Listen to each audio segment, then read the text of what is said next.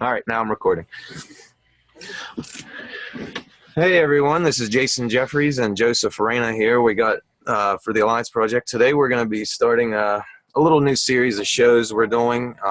It's going to kind of be focused on this ascension and awakening process everybody's going through, and Joseph's going to give us some insight and kind of help guide others that aren't as advanced through this path as he is, and that's what he seems to have a good purpose, and all you guys have been enjoying the message that he's been spreading. So you keep requesting to have him back, and everybody keeps typing his name into YouTube, trying to find him anywhere he can. So we decided to just give him his own platform, and he can come on about every week or two or whenever he feels and just talk. So I'm going to try not to talk as much in these shows. We're just going to kind of hand it to him. But if I do interrupt, just be patient with me, people. I like to talk to Joseph too.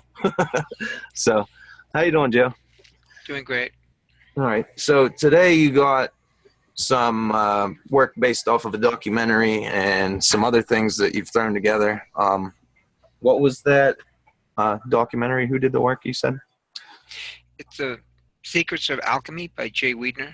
Jay Weidner. Okay. So if you guys want to kind of dig deeper into maybe a different aspect or somebody else's opinion on the subject matter at hand and maybe some of the knowledge that we're going over, that's what you look for.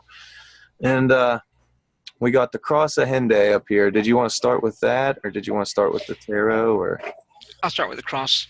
all right. Jay Weidner, at the beginning of his documentary, speaks of a book that he happened to find at a garage sale.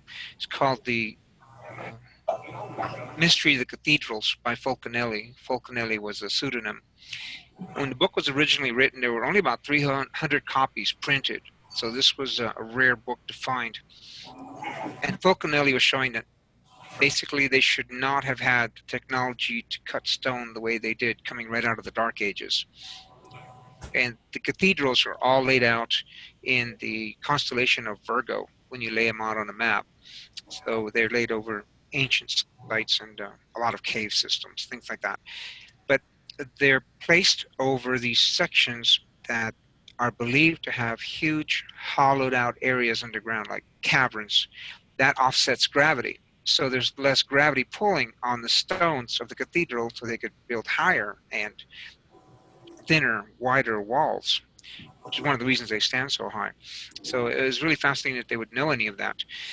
And he said that there were messages within these cathedrals, and there's two crosses that he speaks of. One is the cross of time. The other one is the cross of Hende. The cross of time is the large cross created by the zodiac, and it's created by the guy Aquarius. So that would be represented by a man with wings.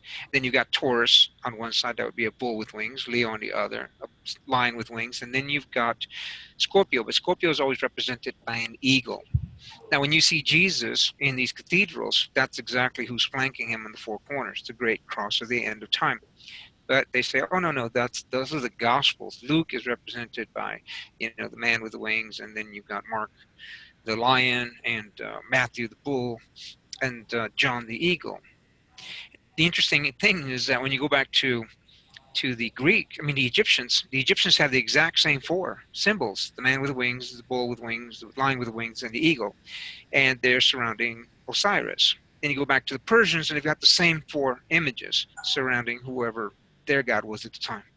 So it's really fascinating, and it all points back to the great cross in time, the great cross in heaven. The cross of Hende, apparently Fulcanelli said, study it, it points to the end of time.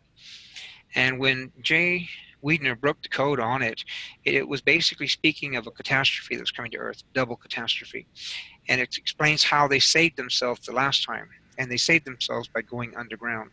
That's one of the reasons the government is building so many underground bunkers, the massive ones. I'm hearing there's a lot of wars going on down there, and they're blasting them pretty good, so those aren't going to be very useful. But they thought they would go underground and save themselves.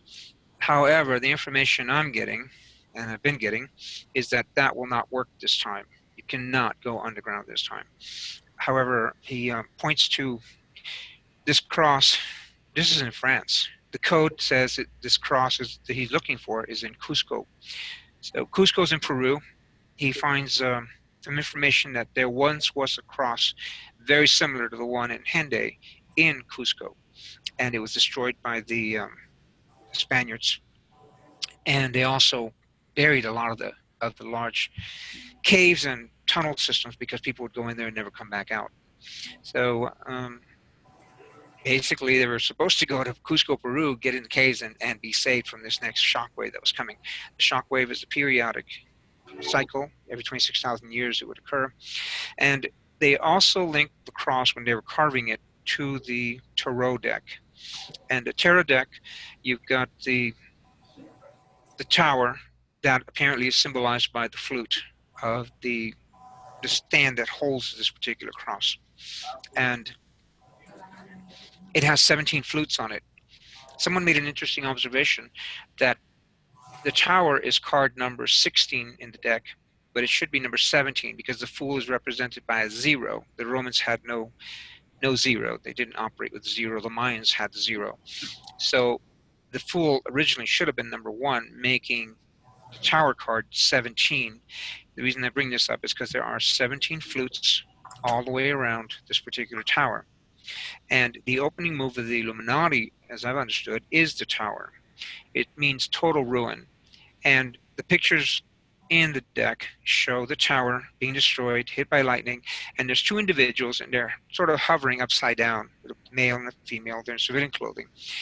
And I didn't know they jumped from the top of the tower. Apparently that's what they're doing, jumping from the top of the tower. So we have the 9/11 towers, people jumping from the top of the towers coming down, total ruin. That was the opening move of the cabal, the elite, whatever you want to call them, to get things rolling, the events that were supposed to play out.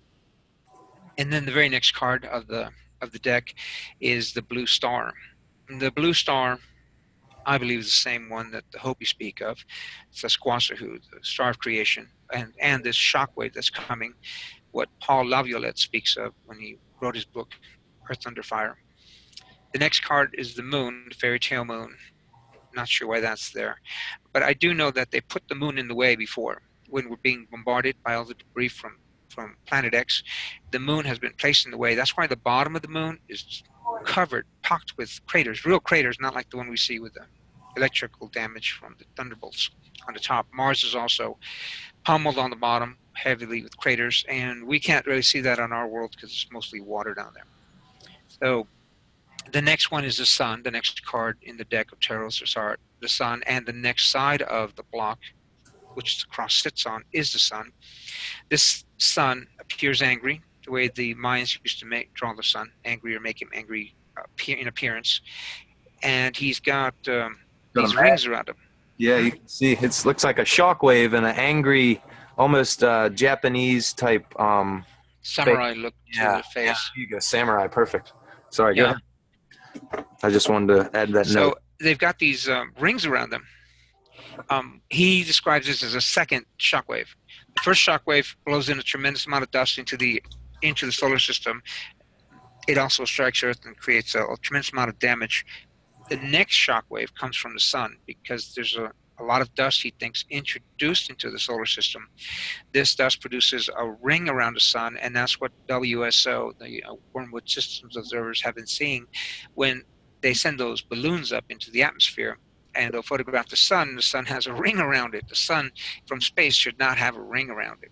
Yeah. Anyway, he theorized, Jay Wiedner theorized, that this produced an additional, like a pressure cooker, sending the heat right back to the sun, reflecting it or kind of holding it back until the sun fired again, and it caused a follow the magnetic lines. Yeah, they would follow the magnetic lines until it breaks. So it would go right back to the poles. So all the energy would, until it broke that threshold, that point. I can see exactly what you're saying. So that would be the second shockwave coming to Earth, and that's why they went underground, to get protected from that. And then the very next card in the deck is Judgment Day. And that's represented by the circle with the 4 divisions in it, and each one has an A for the age, meaning the age of iron, the age of gold, the age of silver, and the age of copper. These are the 4 ages. So you're saying that this wheel right here, each one represents about 6,500 years, the total being like, 26,000, and these are the ages of man. as we went over in previous shows for the listeners and the followers to kind of have a visual representation there. Yeah, the four ages of the great sidereal day, the great galactic day, because of the great central sun. It's a sun in itself, and it lights up, so it becomes like a daytime, and that's the golden age. As it starts to wane, it becomes the silver age. Once it starts going dark and into dusk, then you get the bronze age, and the iron age is the darkest age of all. That's the one we're in, so it's darkest before light. What I found fascinating about that, when Nebuchadnezzar has his dream, I think it's Nebuchadnezzar in the Bible, and no one can interpret it. And this is where Daniel comes in, and he interprets a dream where he sees a statue with the gold up in the shoulders and the head, and then it becomes silver, or I think the head's gold and the shoulders are silver, then the mid region is bronze, and then you've got the two legs made of iron. And at the very bottom, the legs are mixed with clay, so you've got iron and clay. And there's an interesting, I don't know how to explain this. The metal is representative of our species. So you've got all four metals Like, and kind of like so I guess in the sense. like an alchemical kind of thing. You're getting more base, less pure metals. Yeah. Okay, but the clay is not a metal, and it's something else, represents something else. And when you start getting into, let's say, the grays, they're silicon based and we're carbon based. A big difference. And I found it interesting that when you read Daniel and he makes the interpretation, when he gets down to the clay, he says, they shall mingle their seed with the seed of man. And this is where I think the hybrid children are coming in. These other beings are mixing themselves with humans and creating a hybrid race. And that would be, at this time, the end of the age when that's happening. See, what I wanted to bring up in there is for a lot of the viewers, they keep on resonating with this 923, the revelation. We've all went over that, and I've showed the star charts and the alignments many times. And you brought a new piece of the puzzle today, and it really is striking me. I'm still trying to comprehend all this, but I'm given a good representation here to give people what this thing's showing. It's showing the galactic plane, the galactic center, the alignment and everything. Here's the tarot cards he's talking about. Judgment is in the south. It's actually sitting on top of Virgo directly in the astrological sense. You have Jupiter, Mars, Mercury, Venus over here, and Saturn's down here. But essentially, this goes right back to the book talking about the Virgin in the sky and Judgment, the dragon, everything. This different take on this prophecy coming out of Virgo and the sky, and it's all really a lot to take in. It's a huge piece of the puzzle. I just wanted to throw that out there, that it has a lot of correlation with the Virgo and what we were talking about in previous shows. But when I first read that section about the woman standing above the moon, before the moon, and in front of the sun, I thought it was a reference to the painting of the Virgen de Guadalupe. That is the one that I think Juan Diego had given to him. He didn't paint it. At that time, I think it was before Da Vinci even, she is symmetrically perfect. And painters just didn't do that back then. This image was placed on his tharape, which was made out of cactus fiber. And it's a real interesting story because they were having a hard time converting the Indians to this new religion. But when this image showed up, she was not white like the Spaniards. She was more mulatto color, and she was darker skinned.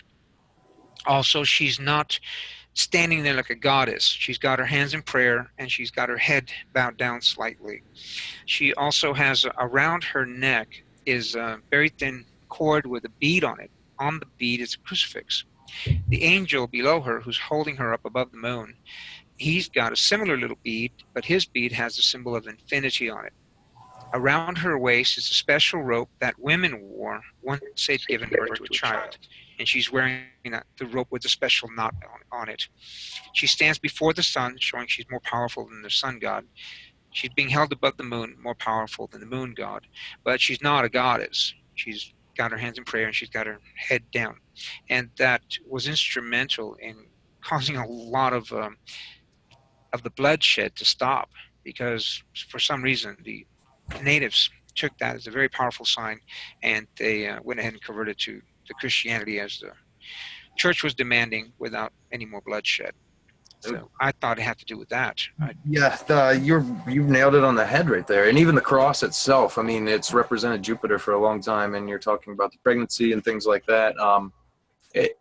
Everything's there. It's not really missing any key part, except you'd have to know where to look, like the unveiling, like we were talking earlier about the seals. Like, until the time comes, you really don't know what they're talking about, in a sense, because there's no contextual evidence. I guess you could say context is everything, right? That's the idea that a lot of these people with the Mandela effect and things like that, they're remembering references like, in some cases, not all, but like, Luke, I am your father. Those things are set in context, because later movies were giving that context. Because if you just say, no, I am your father, you would think it was Maury or Jerry Springer. You wouldn't know what they were talking about. But when he says, Luke, I am your father, it changes the context and it gives people something to reference. But I would have never considered that until you just said that, when we were talking about Virgo, and then we get the synchronization. Basically, it all clicks together. It's you bring a lot of pieces to the puzzle, Joseph. Well, I love the work that David Mead did with the breakdown of the astrology symbols based on the positions of Jupiter and the Virgo constellation, and where he thinks Planet X is going to be. And so it's a very good interpretation. He could be right. I see no reason for it not to be there. The interesting thing is we're going to have 2 eclipses this year cutting across the United States. Were you familiar with those? Yes, I'll actually pull up the one. The solar eclipse, it comes and divides America straight down the center, and it actually is, I believe 30 days or so before this 9/23 event. It's right around there. So it's amazing. Let me pull it up. I didn't type in the date, but it's amazing when you consider the timing, because obviously in this that they were talking about the 7th seal, and the seals before that they were talking about rocks hitting the earth, and obviously some great stuff that happens right before this. So if you consider something blocking out the sun and dividing the United States in half and all that, it's a lot to take in. They actually, the original map I seen, they divided 1/2 red, 1/2 blue, but it shows you the prime time places there, like where the actual full eclipse is. It'll be partial eclipse through the whole United States, but yeah, it starts out in the Pacific Ocean, cuts across from Oregon. I think it comes out in South Carolina. Exactly. I have a friend of mine who documents these eclipses, and I went to see one, a Ring of Fire eclipse near Lubbock, Texas, and he was filming that one. He's filmed them all over the world. So he's been trying to work with NASA to film this one. There's no plane that he can get access to that can fly fast enough to just film the entire thing from beginning to end. And there's no way to follow it. They'd have to have crews on the ground filming it. Webcam set up ahead of time. You'd have to have cameras set ahead of time. But he's doing that now. The thing is that it's the first time that an eclipse like this has cut across only one major nation. So you don't have all these borders, wars, and boundaries in the way to stop you from filming it continuously. Then there's going to be another eclipse about, I think, within 30 days of that. I'm not sure. But some people put it later. But the other eclipse, he gave me all this information. I don't remember it. The other eclipse goes more north to south. And it cuts, they both cross. That's what I asked him. Where do they cross? He said, in Illinois, a little town in Illinois. He gave me the name of it. I don't remember. But he said that on the day that this eclipse happens, this particular town, the one where it gets crossed, they celebrate to this day the arrival of a ship that landed there and the occupants that got out and met with them a century ago. And these people still celebrate it to this day in Illinois. And I just thought that was really interesting that that town would be right where these two cross over. Yeah. As I was looking, you had me thinking there for a second. So I'm going to pull up that it shows. Here's where it ends. This it's going left to right from Oregon to South Carolina. And if you look back here, just here's the Bermuda Triangle. So it essentially divides the Bermuda Triangle right in half. And a lot of people know about the Atlantean ties to that. So it's just another correlation. It's kind of amazing, the alignment with this. And if we've ever been a nation divided, I feel it's now. It's literally they've done that last year right before the election. They had everybody for gays and against gays. They didn't want gay people in their bathrooms, but they wanted to celebrate gay rights, and then they wanted to celebrate guns and have gun freedom, but they wanted guns taken away. And then they wanted to celebrate, diversity in Muslims, but then they hated Muslims. And then you have a Muslim go into a gay nightclub with an AR-15 and shoot people, and they don't know which side of the fence to go on. They are literally completely, because they already took a side in something. They already stated their opinion on something, not realizing it was all set up to divide, just like the Black Lives Matter and all that, the same idea. Instead of just uniting and then embracing human rights, okay? They don't want us united. Exactly. Also, we're moving into a region of space where the energy itself is causing these feelings inside you to surface. Yeah. And that they call it being triggered apparently nowadays, and it's not their fault they're triggered. It's problems with you for triggering it in them. I find that interesting. But yeah, when you're moving towards this energy, we're just talking photon band here, just the energy in the photon band.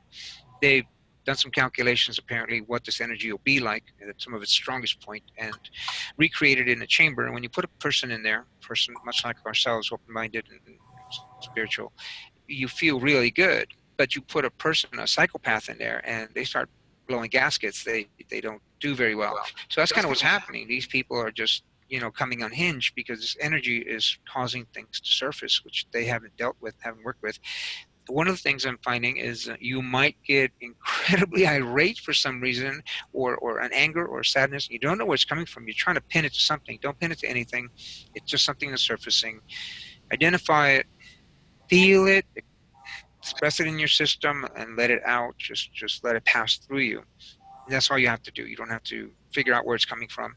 It's just stuff that's surfacing. And as you get rid of it, then it will not surface again.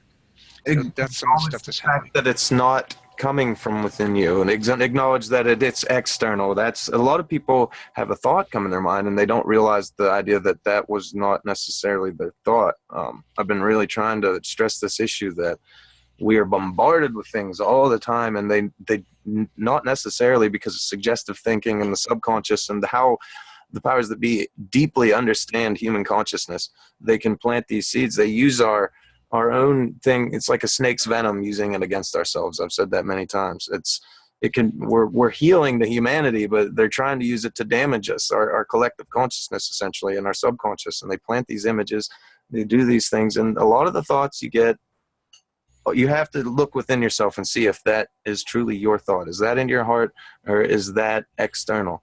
Because you choose the idea if it's your thought. Just because it came in your mind doesn't mean it's actually your thought. Like, you actually have to decipher and acknowledge the fact that it is yours or isn't yours, and you have that power. And a lot of people don't realize that. So you touched on one of the things I was talking on Truth Call last night, talking about, there's an experiment that was conducted where they took a small tube and took everything out of it except the atmosphere, and left a few photons in there. The photons were scattered. Didn't matter how many times they looked at them, took a picture of them, they were scattered. But then they put a small piece of human DNA in there, and the photons all arranged themselves in the shape of the DNA. Mm-hmm. They had the helix, and they had the little ladders in the middle of them. And then they took the piece of DNA out, and the photons remained in that shape. They blasted them with nitrogen, and then they came back to that shape. They just kept coming back for over 5 minutes. It turns out that our junk DNA, like I'm sitting in a position for a few minutes, and you're sitting in a position. When you get up, that there will be a light body signature sitting there for over half an hour. They can actually take measurements and photograph it, and it'll look like you sitting there, because you're attracting photons. Your DNA attracts photons, and by attracting these photons, you end up altering the universe around you. You're sort of creating it. Yeah. Yeah, it's what I was getting into that. I was actually talking to a friend about that. How light and emotion interacts with your heart, and they've measured electrical impulses in the heart during different emotions, like bliss states, things like that. And they see that it actually makes a pattern that lines up perfectly with our DNA. And if we had different lines, say the junk DNA, their so-called junk DNA wasn't there, it's just kind of unmanifested at times, if you will, because it needs a pair, or this energy reacts to it. But the arcs of the double helix, essentially, going up and down in this bliss-like state, sends a perfect charge that once this charge enters the heart, right, it goes around, and it's about, I forget, about 70 to 700 times more powerful. I can't remember exactly the number, but it's ridiculously amount more of a charge. That's why when you hear your heartbeat, it goes thump, bump, really loud. And essentially what scientists are still trying to figure this out. You know what I mean? If they could figure that out, they could solve the energy crisis rather fast, because, you know, just a little bit of solar electricity would go a long way. But in the sense that the DNA has the ability to braid itself when it's implosive, in an implosive blissful state like that, when the charge is prime, and things like monatomic gold or a colloidal silver, something, single atoms line up perfectly in those blank spots of the DNA, and it makes it superconductive. So the whole idea is, if they're clipping out your parts of this DNA and they're rearranging this and that, they're actually changing its ability to braid, its ability to actually become like a self-sustaining, coherent aura, where, as I was saying, you could kind of carry your memory into death, or actually just have a light body that you're actually consciously aware of, maintaining and manifesting, you know, in itself, like the ability to keep your memory after death. When I first saw what you're showing there, I was really intrigued, because copper is not magnetic. Yeah. And it shouldn't really react to the magnet.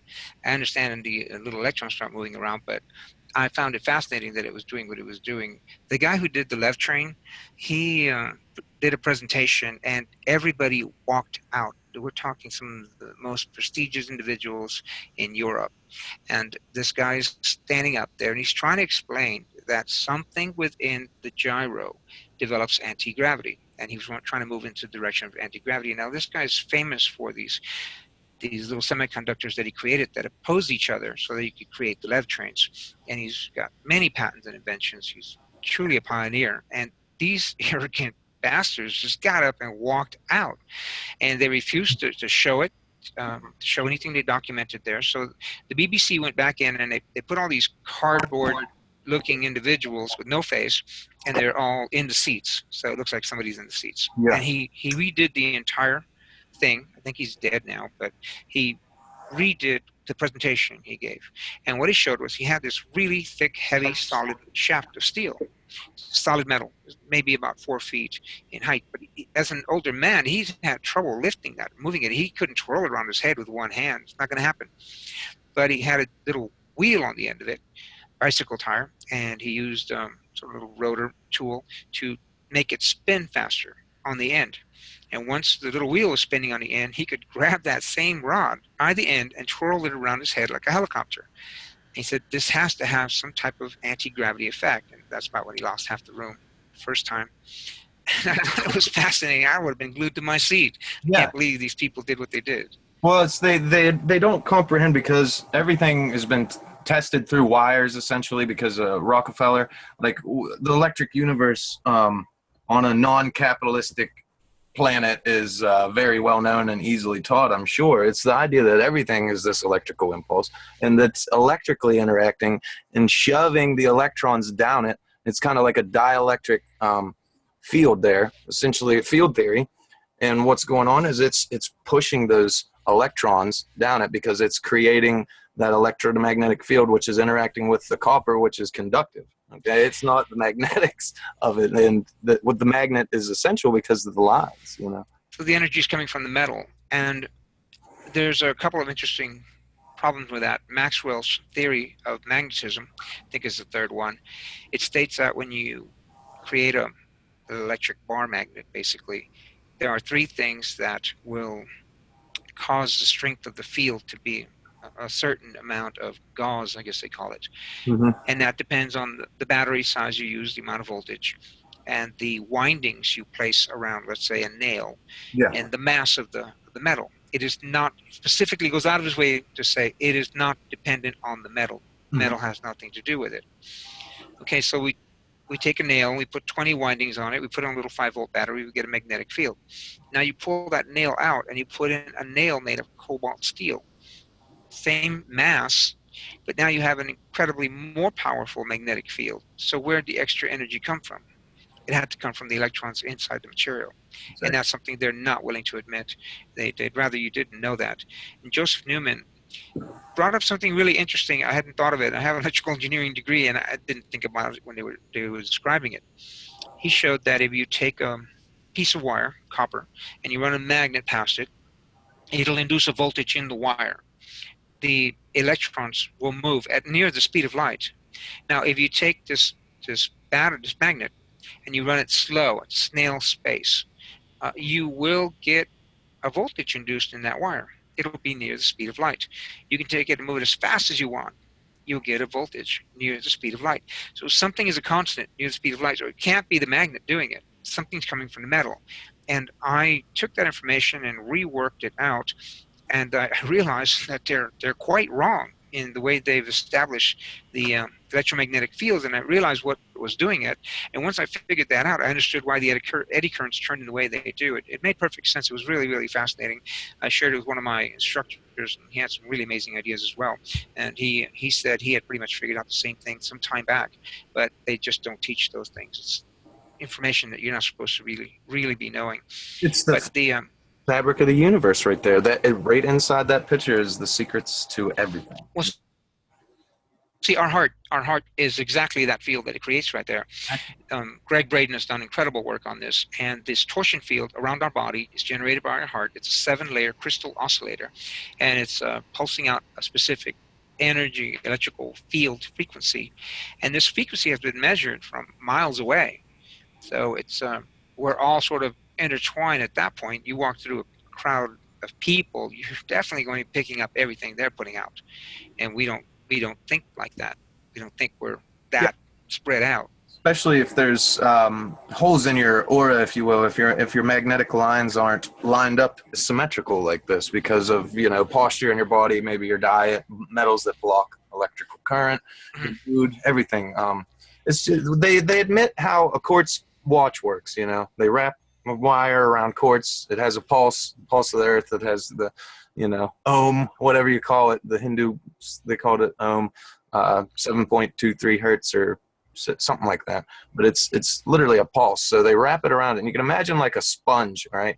So the sponge is electricity. Once you squeeze this out, the energy comes out around it, and then they get a pulse, and they can count that pulse and actually count time because it's so accurate, right? And then when they release that wire, that pressure on it, all the energy goes back into the sponge. So I mean, crystals, your heart, DNA, everything is a tornado. I've told everybody this 100 times. It's essentially a tornado that reciprocates. It's a reciprocating hyperbole. That's exactly what this is. Okay, keep that up there. You see the bottom, how the circles are coming in, they're getting small, concentric, like a tornado going upwards. Yes. Okay, the very blue center, think of that as 2012. As we're approaching 2012, moving toward 2012, many of us could see the future. We could kind of probe it with our minds, and we knew more or less what was about to come up in our own little worlds. So that was happening because these walls, these yellow cone-shaped walls, they were sort of bouncing. We were here, and it would bounce and bounce and bounce and come back to us. So we were getting these perceptions of what was about to come to us, and time was going faster and faster and faster, and our energy was increasing till it got through this. Let's No. call it a bottleneck, and this bottleneck exists across all dimensions. So as we pass through it, then it starts getting wider. Okay, and now when we shoot a thought out, it just keeps going. It doesn't come back. So I noticed right away after 2012, I didn't have these. I couldn't just scan the future and have the image come back to me. It wasn't coming back to me. I thought that was weird, but it's because that's what's taking place. And this is supposed to be a grand cycle of time. Let's call it 26,000 years. So in 26,000 years, time speeds up. We go through the cycle, and then things starts kind of slowing down, going around, getting bigger, and you fill up with energy, so it keeps going up. And as it goes around the outside, you're still increasing constantly. So that's like the first, what they call the light, the year, the first quarter of the 26,000 years. Once you pass this equator here, going down, now it starts getting smaller. So that's the next quarter of it. And then as you come down here, you experience another drop in the quarter of it. But this was, I believe it was Jay Wiedner who did this, and he showed that this entire section, this entire expanse is actually, because it's always constantly expanding, is what our golden age would be. And he breaks it down into all four of the ages, and it made sense for me anyway, especially that part about knowing some of the future, because it wasn't so easy to do this once we pass through that eye. Also, once we pass through that eye, all of the worlds that are part of our dimension pass through this eye as well. Interesting thing is that Comet Ison came right at about this time. It was the beginning of March, let's call it, towards the end of 13, right around March 13. And that was when we got hit with the first shock wave, where our electrical fields from the Earth pointed towards the sun, the magnetic fields. We got hit with a very strong shock wave. And then Ison came through, and we couldn't even find it because they had dismantled it.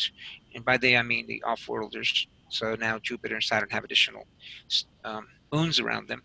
But this thing was supposed to be 16 times brighter than the moon, and well, I couldn't see it.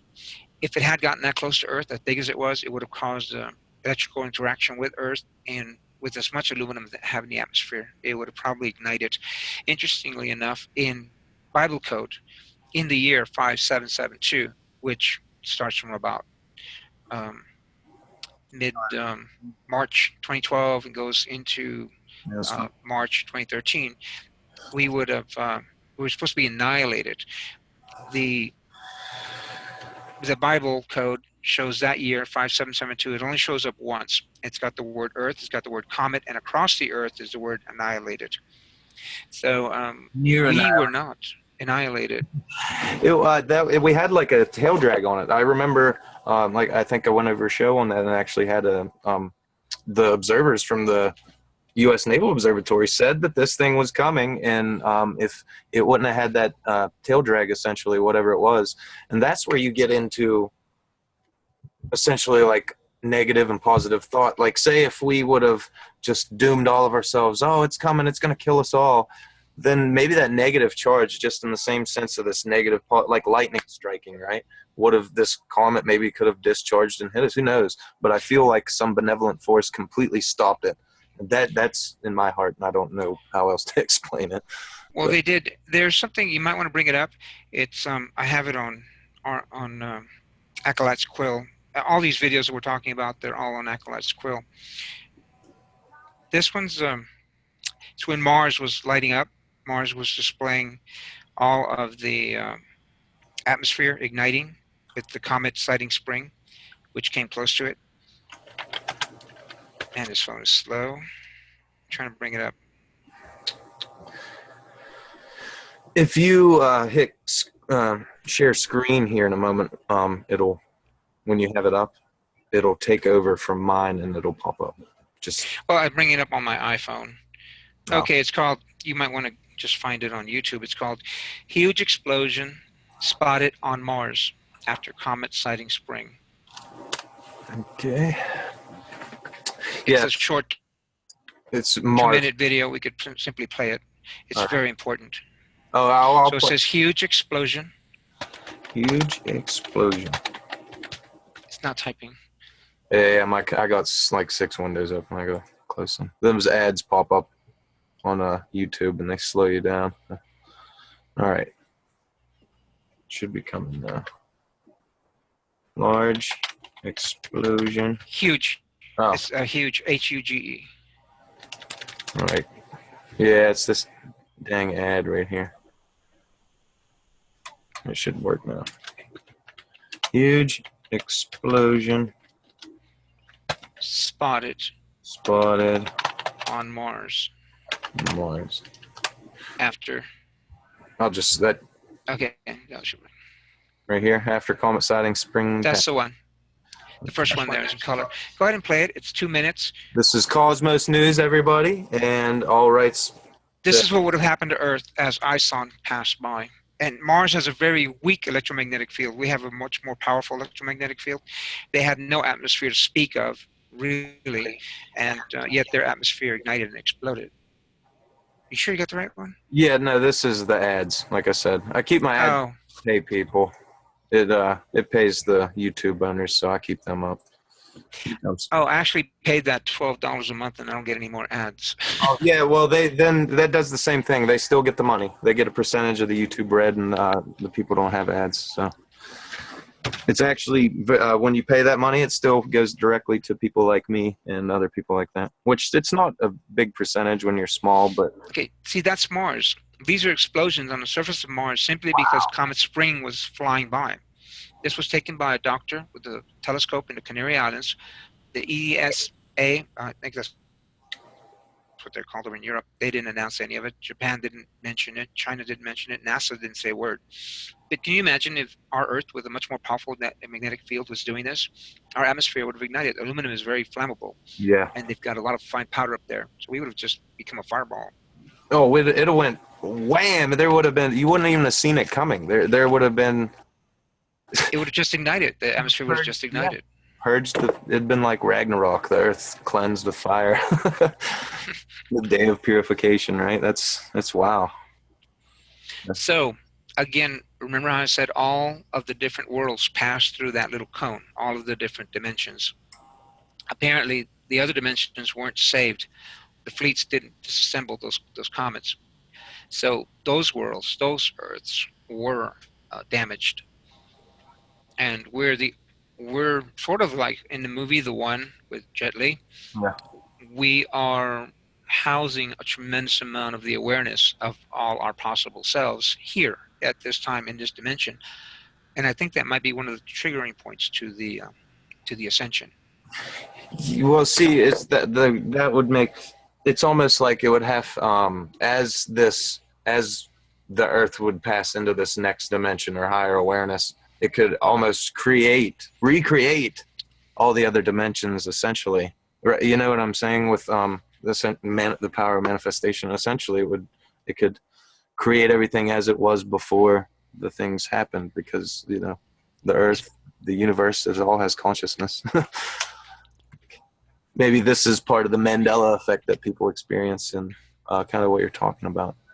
I've just also, you know that the Draco had a net around Earth, and if you go back to the possibility of the theory that I have that Earth was created 12,000 years ago, the net that they had around Earth was shielding Earth literally from Creator, because they were absorbing the Lush energy and they were controlling the female energy that Earth is. So in a way, they also shielded Earth from Creator, the same way we were disconnected from Creator through the Tower of Babylon incident. So Earth, I'm guessing, must have become self-conscious, must have become self-aware. Now that she's waking up, she doesn't have the connection. They just started breaking that down. And Earth is ascending, just like several other planets have ascended. When this shockwave strikes the planet moves up in frequency, and its spiritual essence jumps up into a higher dimension. Its physical third dimension, not really sure what happens to it. Some say it stays here. It's not in very good condition after the blast. But the planets, when this happens, civilizations get off the planet, or they go into hiding deep inside the planet to try and protect themselves from it. They don't stand on the surface waiting for the shockwave to arrive. And we sort of did that more by accident, because the guys with the golden ticket had already closed the door behind them. Yeah, but we had pure souls, and we were already, we probably had working light bodies, and as we were it was almost like transmutation of energy, almost. Right. But we also had the awareness, the I am awareness, which Exactly. many other worlds don't have. They just don't have it. They're all like hive mind. They really don't know where they end and the other one begins. So that all contributed. I'm trying to figure out what exactly did this, because it only happened on Earth. It didn't happen anywhere else. And we know, and by saying happen, I'm talking past tense because we came here from the future. If you followed Dolores Cannon's work, which I understood long before I ever heard of Dolores Cannon. Well, if you even just look at this diagram, as we said, every principle of nature goes back to the same basic flow of energy, and it's always Well, self-sustaining. the reptilian ships, That'd be spaceships have this toroidal field around them. And when the Valexi craft, the beam weapon ships were created, they were created like bug zappers to target the frequencies of these ships. That's why they were so effective. I think that's like how the whole purpose of these ships is they create this field around them. And then like when you're talking like Higgs boson, you know, this unified field, then they're not, you have to picture it like snow. And these craft are like skis. You can ski fast above it, on the top of it, like light, you know, something that moves that fast because there's no resistance. But if you're down in it in your shoes, there's, you know, you're slow, there's resistance. So that's when mass happens. Once you deeply interact with this field, you create mass. So as soon as you create another field like this, kind of like a bubble or the likes of it, you would not have mass anymore because you're not interacting with the field in the same way. So if you could just shield yourself from this right, and the light body is supposed to be more light, but it is supposed to have some mass because we're still going to be able to, and Christ demonstrated this in after the resurrection. He was able to sit down and eat. He could, you know, you could hug him and you'd feel a person. Yeah. Thomas places his hand in the wounds and he feels, you know, the wound. He feels the flesh. He's not a ghost. No, yeah, it's physical matter. But when we talk about mass in the sense of the word, we're talking about the gravity force. I'm saying we're canceling out gravity. That's what I'm just trying to put it in a different term than anti-gravity, so people can really comprehend what we're saying. Because a lot of people kind of just hear anti-gravity and, like you said, just it's the same sense. I imagine just like these ships, like Jesus. You could compare Jesus to like these spaceships there. Well, this torsion field here, you see these lines, the way they're moving, that is how gravity moves. Yeah, everything. And by recreating these, you actually speed up time or slow it down. And there's some really fascinating experiments done with this. One of the guys who first created it, he had some police officers enter into a tent and take their pistols out and lay them on the table. I guess he then activated the device, told them to lift them up off the table. They could not move them. And when they came out of the room, the people were amazed how short a time they were in there. And they said, no, we were in there much longer, but they weren't, because the guy was altering time. And apparently he created a device you could wear that you could move very fast through a building and everybody just kind of stopped, frozen. And he actually received a medal from the Israeli government, very high-ranking medal for this development, so that, let's say you wanted to go spy in NSA, you put this thing on, turn it on, and just walk past everybody, past all security. They wouldn't be able to see you. You're bending time to a singularity at that point. That's the same idea as this field. I'm glad I had this up here, because you get brought back to this point, and you could look at this as time, gravity, anything. I mean, everything goes back to this. Follows that. It follows this key pattern right here. Even the universe, the entire universe is laid out like that, and each galaxy is laid out like that. It's your atoms, your body's got these fields. The Earth has these fields. The Sun has these fields. The solar system has these fields. And then there's so many of them inside each other. It's like those Russian dolls that you kind of just pull out one and it's just another one inside. Even the DNA. Essentially, this pattern is the pattern of creation, you know, the flower of life in a more modern sense. But yeah. What is that pattern? The one they call, you can go into it, fractals? Doesn't matter how far into it you go, you still see the same pattern. Exactly. And that's, fractals and this whole idea, the golden mean, the golden ratio, Fibonacci spiral, that's all correlating with this. Well, see, that's real. After the Ascension, that changes somehow. It won't be the same ratio. It'll be a different ratio. Yeah, well, the idea, kind of like how we were talking, with the Fibonacci spiral, is you add the two numbers previous, you get the new total, and then you add those two numbers, the one previous to it and the new total, and you get the next number. It'd be the next step in human evolution. It would be following the pattern, but it would be a totally different base frequency or base rate, or like 2, 3, 5, those sacred numbers that you could divide into, basically, make numbers that go forever with the square roots, and then they're the same thing as the Fibonacci. It's one plus These fields, one. the Yeah. upgrades that we're supposed to be receiving, according to the Inca, they said that the Earth would be covered by these fiery serpents, basically the aurora borealis. Mhm. It would northern lights. They would cover the entire globe because of the activity from the sun. But the activity from the sun has gone pretty much quiet since November 2014. I'm sorry, 2011 actually. The individuals who were monitoring this became quite frightened of the potential for very explosive CMEs coming to Earth. So they started praying for CMEs not to come to Earth, and the sun stopped firing CMEs. In the same way, they were able to pray when the Ebola virus broke out. Millions of people focused on it, all having compassion for these individuals and praying for a better outcome, altered that outcome that they had planned for us. It's because in this energy, the photon band that we're inside of, all our beliefs are amplified. And that's one of the reasons they're trying to scare us to believe World War III is imminent.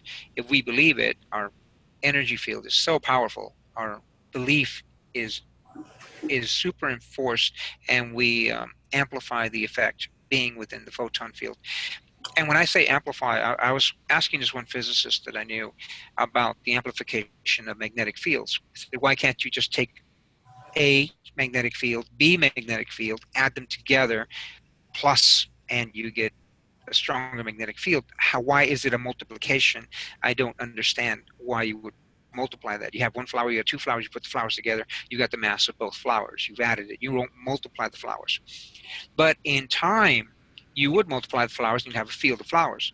Well, somehow the, the magnets operate outside of time. And it's an amplification factor because it's a dynamic. I said, okay, explain dynamic. And it's like a Clydesdale horse. A Clydesdale horse can pull about 7,000 pounds. You put trees behind him, hitch him up to this sort of like a sled or whatever, and he can pull 7,000 pounds. So you'll take a second Clydesdale, put them side by side. You're thinking 14,000 pounds, but it's more like 7 times 7. They can actually pull 42,000 pounds, which is a little bit under that figure. But it's a dynamic. And so when two humans come together and have the same focus and want the same outcome, that energy is multiplied. So if enough of us come together and we're moving, wanting to have this particular reality manifest, it will manifest. And that's the direction we're headed right now.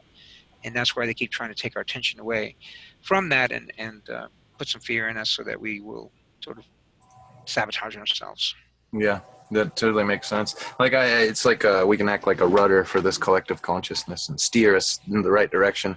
The whole thing you're talking about, I mean, when you get into the Birkeland currents and stuff, the science just rediscovered this. This guy did it in like 1902 or something like that. But he found out that like the speed of light in a vacuum, things like that, is not constant like Einstein thought. And he found out, he estimated it was like, I forget, millions of times faster than the equation in a vacuum. And then they found out the aurora borealis, and through mathematical computations and stuff, that it was moving at like 20 billion times the speed of light. And then like they called this the Birkeland current, but it's essentially just normal electricity.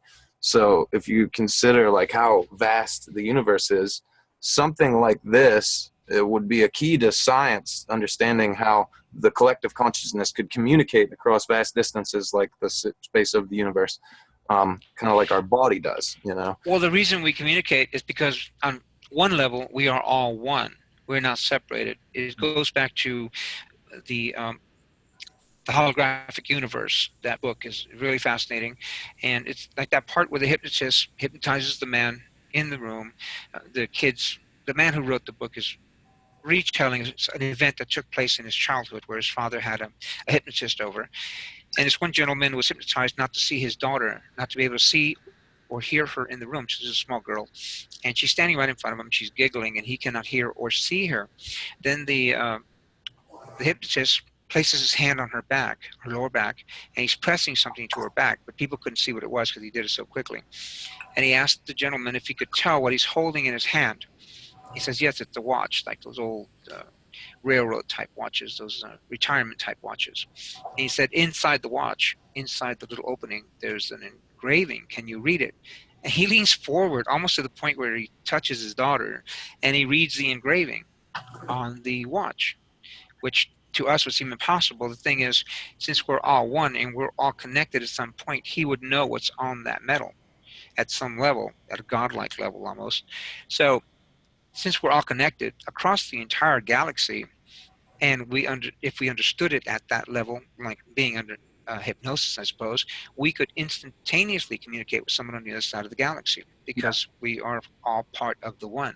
Well, so yeah, science was trying to look at that. That's why that's the whole point of this. Me bringing up that little point there, and you brought up those great points on that, like the idea of the oneness and I think in reality, in the holographic nature of the universe, distance, space, time, things like that, they're mental manifestations in our mind. So our spirit can essentially recognize itself, because without the passing of time, things like that, we wouldn't be able to ascend or go through life properly, because we wouldn't have any recognition of ourselves, right?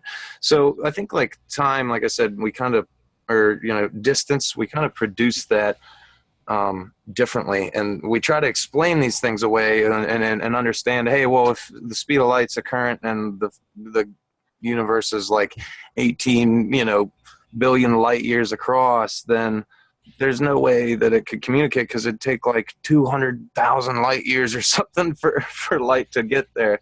Radio wave. Yeah, so how could they communicate? But when they found out this Birkeland current with the aurora borealis, essentially was because of the vacuum of space, was like I said, it was about 20 billion times. This is a number that's so ridiculous, faster than the speed of light, essentially was thought to be at a constant rate, as Einstein put it. It completely blew their mind, because essentially, just with the new measurement of the estimate of how wide the universe is across, that would take about half a second for a message to get there and back. And that is, I mean, that's workable when you think about the vast distances of.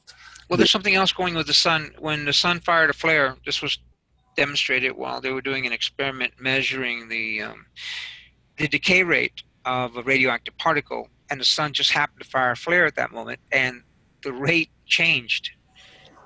And they couldn't understand why would the rate change if the sun fired a flare. Why would it slow down or speed up? Mm-hmm. And because the sun has been changing, the decay rates have been changing. And that's something they're not really telling people. When they design these nuclear facilities, all radiation has a decaying factor on metal, concrete, anything. It'll destroy it. The radiation in Fukushima, a really robust, well-built robot will handle about 2 hours of it and then just completely fall apart, crumble like a cookie. And the metal is damaged. It just can't hold together. The electrons are damaged. The molecules won't hold together. So this particular radiation damage was calculated, factored into the facilities when they built them. However, that rate has changed because the sun has changed, which has changed time, thereby changing the decay rate. And these facilities are failing left and right because they weren't designed for that specific frequency, that specific decay. And we're going to see more of this as the sun continues to change.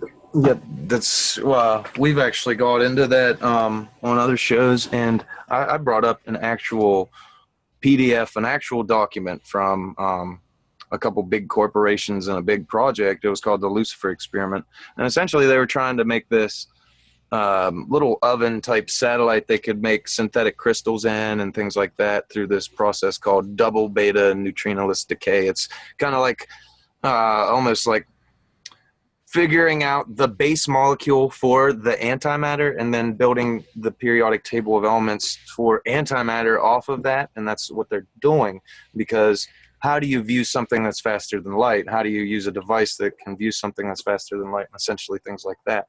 So they had this process, and I literally showed in the documentation that they were literally needed to implore a low mass space object. They were talking about something like, they were specifically talking about Saturn and trying to reignite it through a different form of fission. Like I said, not because, all right, failed stars are failed stars for a reason. They never got to the proper mass to ever ignite because the fission process couldn't happen, right? It just wasn't big enough, and that's how planets are just the same thing. And you got different aspects of, and bigger and littler bodies made of different compositions, but they're all essentially just either stars or a failed star. And I was thinking, like, scientifically, how could they ignite a failed star? I mean, nature couldn't do this in the cosmic explosion that created us, and how could man do this? But then when they were talking about this fission process, essentially, it just doesn't happen naturally unless until like the death stage of a star, right? So there'd be no way to ignite a star unless there was a dying star near it, which if the dying star was near it, it would have to give birth to all the failed stars around it, right? Kind of rebirthing all these dead stars kind of aspect. And some of them can cycle into each other and make a bigger low mass star and things like that. It's just like a cycle of things.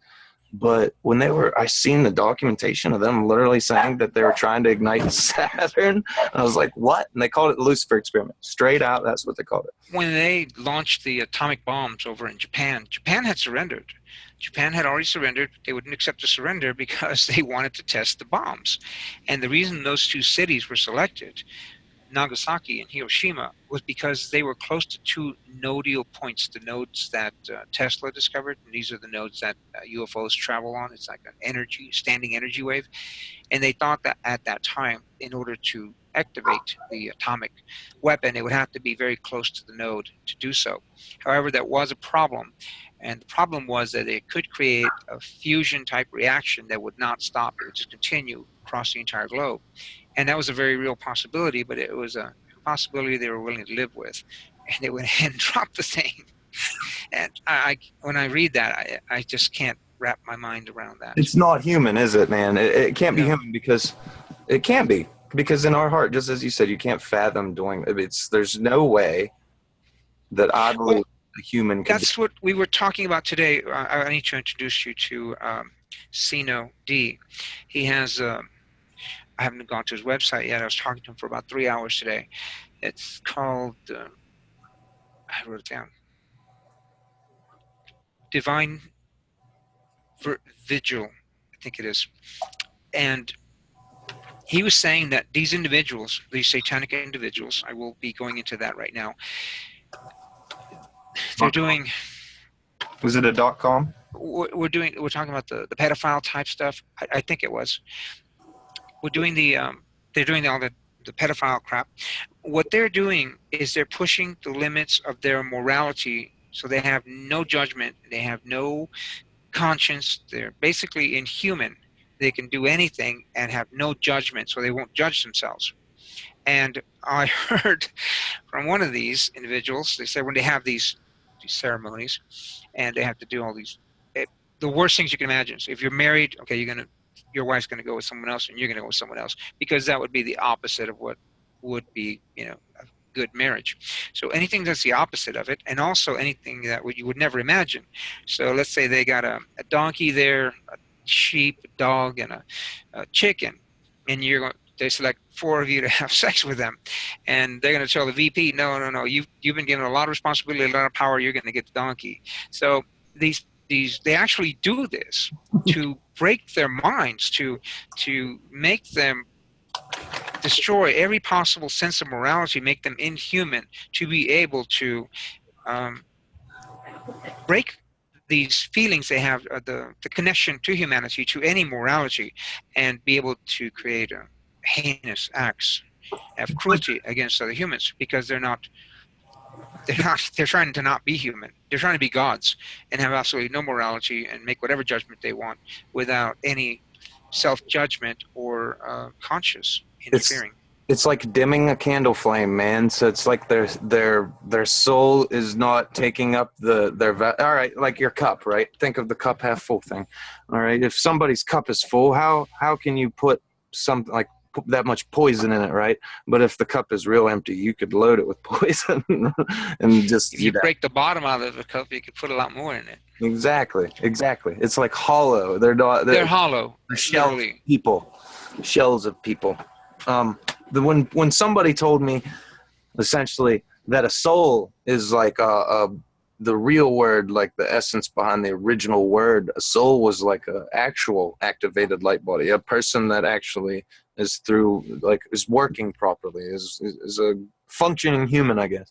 Because we start as tadpoles, if you will, and as we gain morality and go through the, the strives and things like that, our soul grows, the same sense.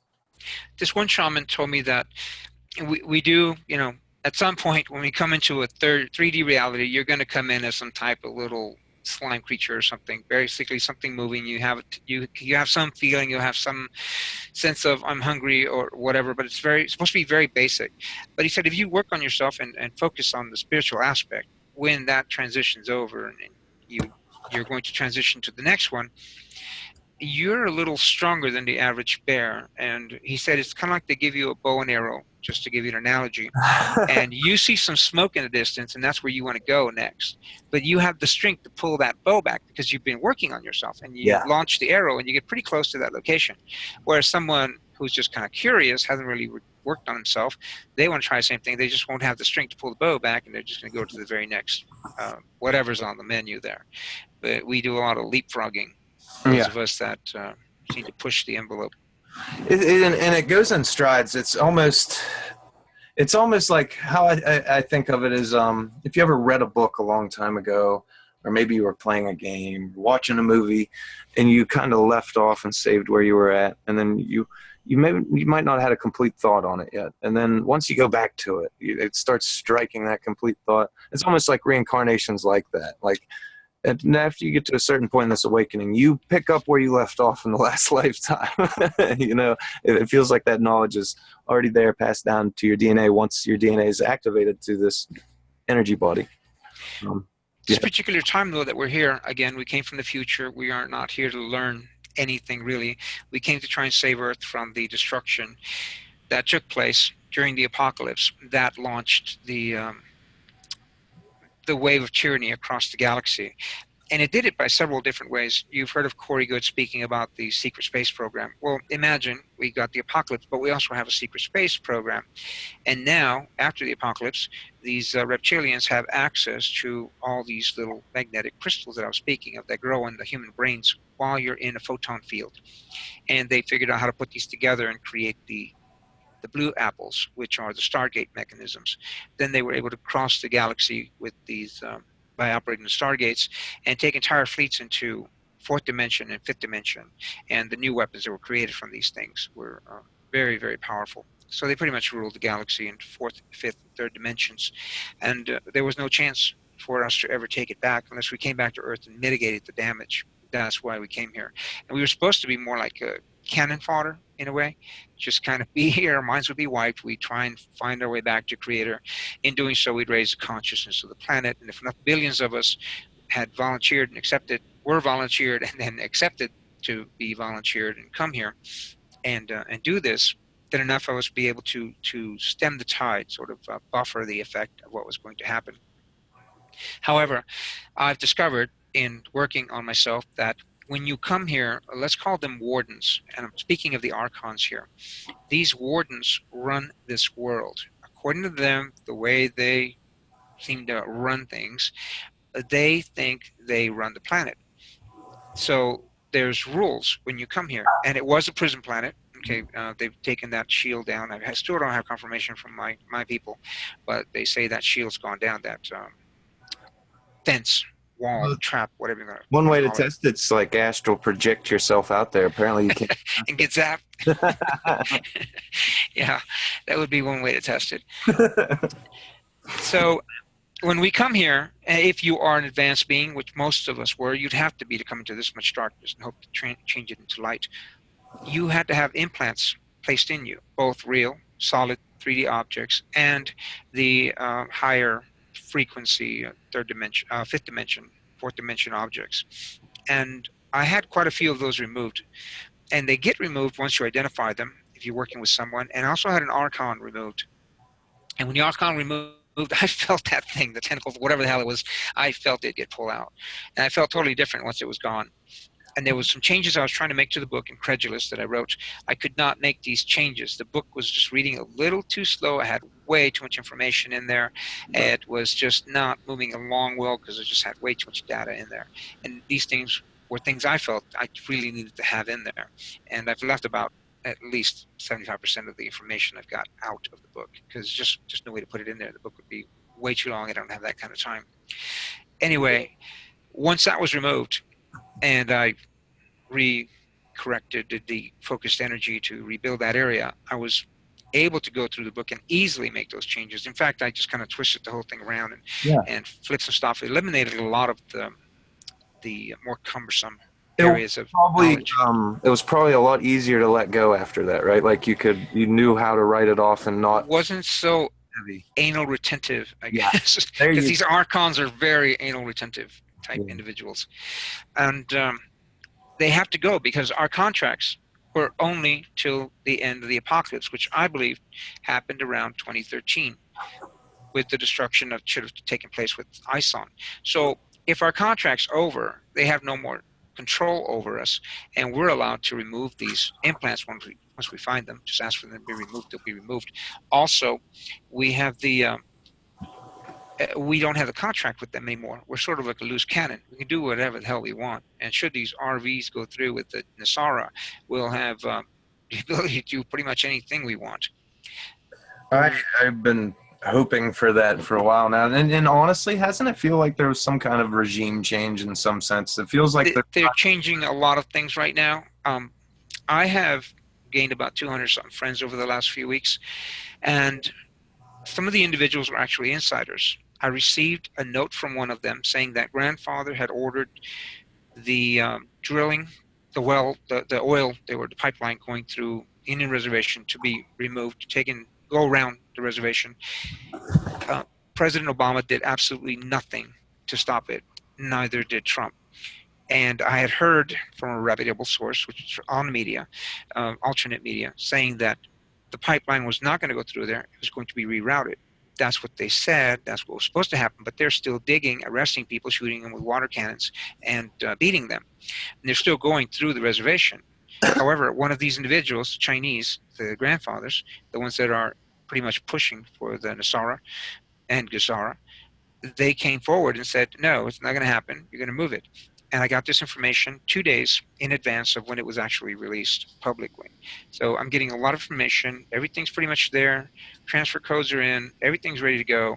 But these people are still trying their damnedest to stop it because their power is over once it happens. So I would caution everyone listening to make sure their fuel tanks are at least 3/4 of a tank. If you get anywhere near half a tank, fill it back up. Make sure you have something to filter water with. They sell these little filters at Walmart called mini filters in the camping section, in the water section. MINI. They're only $19.95, but they can filter 100,000 gallons. It used to say that on the little packet. Doesn't say it anymore. And that's a lot of water for $19.95. Also, should you get caught where the power goes out, and that's what I think they're going to do, is shut the power down. Just say it's a CME or something. Your water heaters, the ones that actually hold water, they can hold 30 or 40 gallons, and that's drinkable water. Those little blue ones right there, black and blue, those are the ones. And Walmart, they're $19.99. You take there's one side, you just screw them right onto a bottle and squeeze it through the filter. And to clean it, you filter water into another bottle, and then you push that filtered water in reverse through the straw, and you clean it. That's why it does 100,000 gallons. Yeah, it's got images here. It shows the girl has it in her water bottle. This one's drinking it like a straw in her cup. You can get it from a river. You can get it pretty much from anywhere. It'll filter it. She's squirting it from a pouch into a cup, and they're right into her mouth from the pouch. So the idea is there's ways to do it with natural means, but we got to be real, and a lot of people can't identify certain things or have the ability to get a lot of clay and soot, charcoal, things like that. You could do it with sawdust and sand, and there's a couple ways to. You can go without food for a while. You're not going to go a week without water without being in trouble. And your first good drink of bad water is probably going to be your last. Yeah. You don't want to be ill or sick and get diarrhea, which means you're going to be even more dehydrated. And then you're going to be easy prey for anyone should the power outage would last 2 weeks or more. Just showing people the link here in case they want to check it out. The whole idea behind this is like, I feel like it's like weeding a garden, right? You have to be careful. If you let it go so far, you have to be careful if you want to not kill the fruit in the sense that the roots are intertwined. So it takes time, but I feel like they're getting desperate, and seeing like them pull out this Syria stuff in the news, this, that, and the other. It's like, all right, well, Syria's been in a civil war for 6 years. All right. We were blowing up hospitals like in the Obama administration, but all of a sudden you care because Trump's in office? No, the media cares. You know what I mean? It's not that you care because you didn't care because that's been going on for 6 years over there, you know? Well, I also heard that ISIS is losing. So what reason would the president have of that country, or whoever is the leader of that country, have to gas his own people? I've also heard that was when they bombed one of the facilities that was making gas, one of the ISIS facilities, and the Clorox got out. And I have seen photographs of what they call the white helmets holding children down. They're wearing gas masks, but the children aren't, and they're holding them down because chlorine gas is heavy. It'll go down, and they're letting them suffocate. Yep. So that they'll have a higher, fatality rates or whatever. And these white helmets, they're basically mercenaries. They're supposed to be over there kind of peacekeepers, but I've heard some really bad things from these They're guys. private military corporations. They're trying to completely make proxy wars and proxy battles and proxy everything. They're trying to make everything so small and like kind of sent out to these high bid corporations, these PMCs, the private military corporations that basically are just thugs with licenses for these bigger companies. And these, basically, you could call them cartels, if you will, because basically there's 6 corporations that essentially really run the world with everything. Everything's pulled to them in monopolies, and that's it. I mean, there's people like me or you, and there's people out there that sell, stones or trinkets or whatever they do for their little, that you could actually do to like maintain off the grid kind of lifestyle, things like that, and actually be healing to society a little bit. But how many of them are there, and then they still pay taxes to the same government and things like that. So when you got into that peace treaty on the Indian treaty, talking about them moving the pipeline, I wanted to talk about that for a moment, because I had somebody that said they were on the reservations out there, and they were sending these I can pull up my email for a second to check it out here in a minute, but he's supposed to send it. It's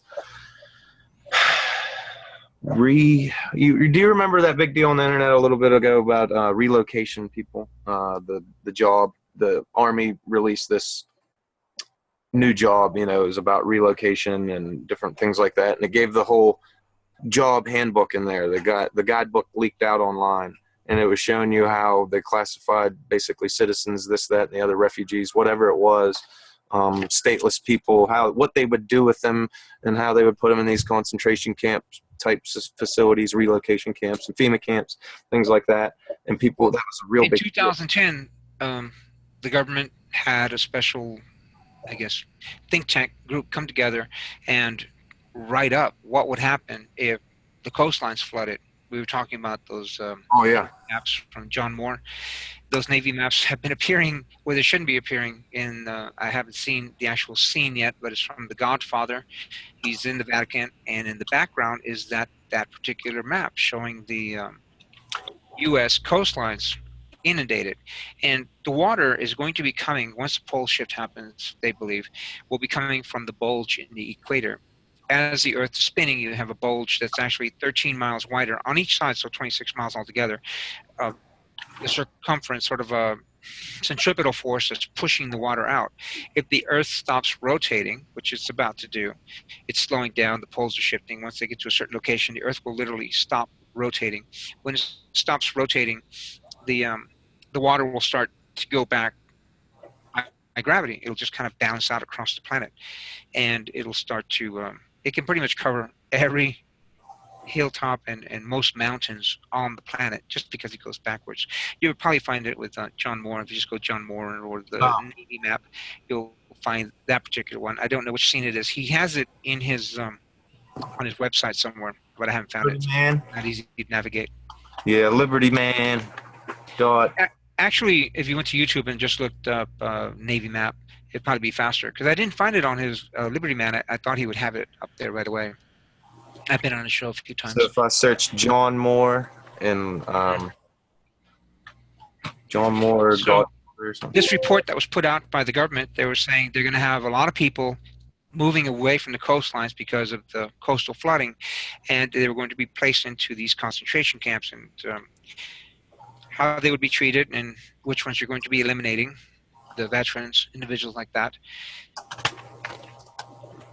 And this was just regular think tank. This is what you have to do, and they were right. That's what they have to do. There's a map down the. Yeah, I see that. I was actually trying to find the one with the Godfather scene. I was seeing it. Yeah, I'm sure he has it on his website somewhere. But what I was getting at was this. They said they handed out these relocation PDFs, right? And they were telling them not, kind of keep it hush hush. And I looked it up online. When I typed in exactly what they gave me in the PDF form in my email of this document that the troops were handing out to these people on the reservation, it said some results have been removed. And I mean, like when my search browser went crazy, man, somebody's been trying to get this out there and then they're blocking it on Google search and stuff. So if anybody knows how to use deep web or the Tor and stuff like that, hit me in the comments and I'll have you search something for us for research. But go ahead. You were talking about this Navy map. Yeah, that's what they think it'll look like once the poles are repositioned. And this map started showing up. Matched Edward movies. Casey's, didn't it? Didn't it like match Edward Casey's or something? Almost. Edward Casey's was a little different. It was like the one up on top, the blue one, where it shows water all over the mesas and four corners area. That was something like the Edward Casey maps. I've seen in that the trailer for They Live, right? That kind of reptilian-based movie where he puts on the sunglasses and he can see that they're trans. Oh yeah. And well, right behind him in the big scene where he puts the sunglasses on the first time is an Edward Casey prophecy book right behind his head. Oh. I was like, oh my God, man. I've finally seen this like years later and I'm like releasing it on YouTube like this. All this predictive programming, man. That David Eichwood had a field. At the end of the movie The Abyss, where the ship surfaces, the massive starship surfaces with the little lab on it, and they show a scene of the sky, you can actually see Nibiru, the second sun, next to the sun. It's in the footage. There's a bunch of video games that are coming out that they actually are giving out for free that anybody has the Xbox Live, basically. And it's about some cataclysm that happens with the sun. And you can see it, so there's almost like there's two suns in the sky. You're getting the glare from these two suns, and you're completely blinded to the point it's like black and white. And like everything is just, it's so wild, man. And it's going over and over and over in these video games, man. Kids are getting it worse than anyone, man. They are, because I play video games. I check it out, but I see these messages that other kids don't. I was playing this game. It's called Darksiders. Talks about the seven seals. You're the red horseman, right? Your name's War, and like the final trumpet sounded, and this guy named Abaddon's there, and he's like in on this scheme with this thing called the Destroyer, right? And the demons and the angels are actually trying to come together to actually stop this thing called the Destroyer. They're like actually like quitting, kind of bailing on each other's sides. The war for good and evil is still there, but there's this middle team, right? That sends out the horsemen, if you will. And it's really wild about the balance, but it's called the Destroyer. And then they go and say the first thing you have to do is go to this enchantress named Tiamat and rip out her heart and bring it back to this demon called Samael. I was like, what the hell, man? Tiamat? That's interesting. Tiamat was it was actually the first name of Eve, the first Eve they created, but Tiamat was the world that was destroyed on the side of Jupiter. Yeah. And Samael is the actual name of Lucifer, the angel that was next to God. Yeah. And from what I understand, Lucifer, or Samael, did not betray God. For this illusion that we're in, someone had to hold the point of darkness. and someone had to hold the point of light, and Michael held the point of light, and somebody else volunteered to hold the point of darkness. And that was seen as sort of a self-sacrifice because he had always been close to Creator, never been away from him, and here he has to go and be away from him and just hold the point of darkness. And one thing I did notice that when you see evil and you focus on someone, and no matter what they do, you're seeing evil in it. Apparently, that's a reflection of something that's inside of you. I'm not talking about somebody sawing someone's head off and you're seeing evil.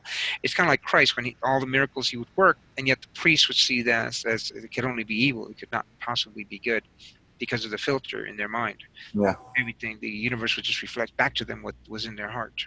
I'm going to go ahead and play this just because this is so relevant. It's only 4 minutes long, but I want you to see this because you'll never have the chance to play video games, things like that these kids do. But when you see how deep written this is with symbolism, you'll see what I'm talking about. And I left out the Abaddon, the Destroyer, and Tiamat. You won't see that part, but you'll see the first 4 minutes, and it's very intriguing. We'll say that. They give these games away in a new game each month if you pay $10 to you have to pay the $10 to play, right? So all the kids are getting have waged an endless war. So we're gonna start it. Since the dawn of time, the armies of heaven and hell have waged an endless war. Drawn to the conflict was the Charred Council, an entity bound by ancient laws to preserve order and balance. It held that any great power, unchecked, threatened the very fabric of the universe. In time, heaven and hell came to honor the council and its laws, for none were beyond the swift and terrible justice of the council's enforcers, a fearsome brotherhood known as the Four Horsemen. Amid the turmoil, the first humans emerged. The council foretold that these weak but cunning creatures would someday be integral to the balance. Thus, a third kingdom was named, the Kingdom of Man. By order of the council, a truce was forged between heaven and hell. The great pact was bound by 7 seals to be broken at the appointed time, when man's kingdom stood ready for the end war. A battle that would bring balance and determine the ultimate fate of the 3 kingdoms.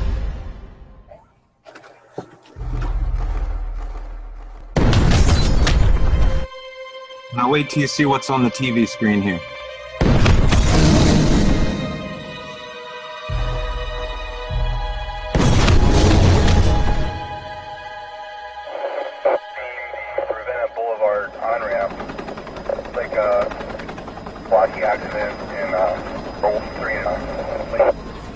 Scientists continue to debate the nature of the disturbances. Emergency. Come on, move it!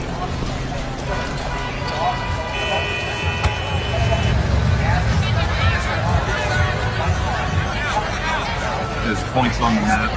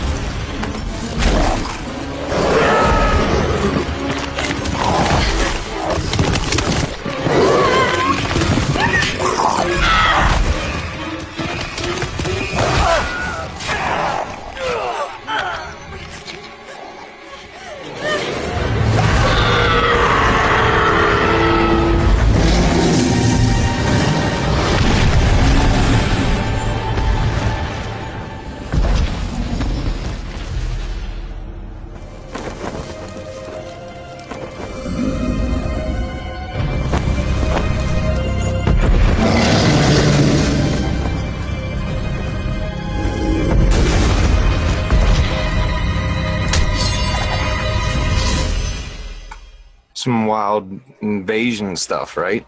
And then every kid that has an Xbox Live account got that game for free this month. And like I said, the symbolism's deep in it, man. Well, the meteors, back in 2004, we had zero The armies of explode and that make that sound. Go ahead. I'm sorry. My computer acted up. Yeah, in 2004 we had zero for the AMS, American Meteor Society. Yeah. And, in 2005 there were 19 with explosions. So there were meteors in 2004, but not with explosions. In 2005, 19 I think it was, and then the number just keeps increasing and increasing and increasing. Over 700 with explosions just over Canada and the U.S. that are verified. So the number's been increasing as this object, Planet X, gets closer to Earth. On September 21st, I showed up. I called Jeff Norton on the Midnight Ocean, and I explained to him my concern that I was warned we were going to get hit with asteroids, very big asteroids, and I had told me that. I remember. I had asked him to move the asteroids out of the way, but to allow one through to wake up people. I guess they would know we're in danger. I remember saying it on the show, and it came through like the next day.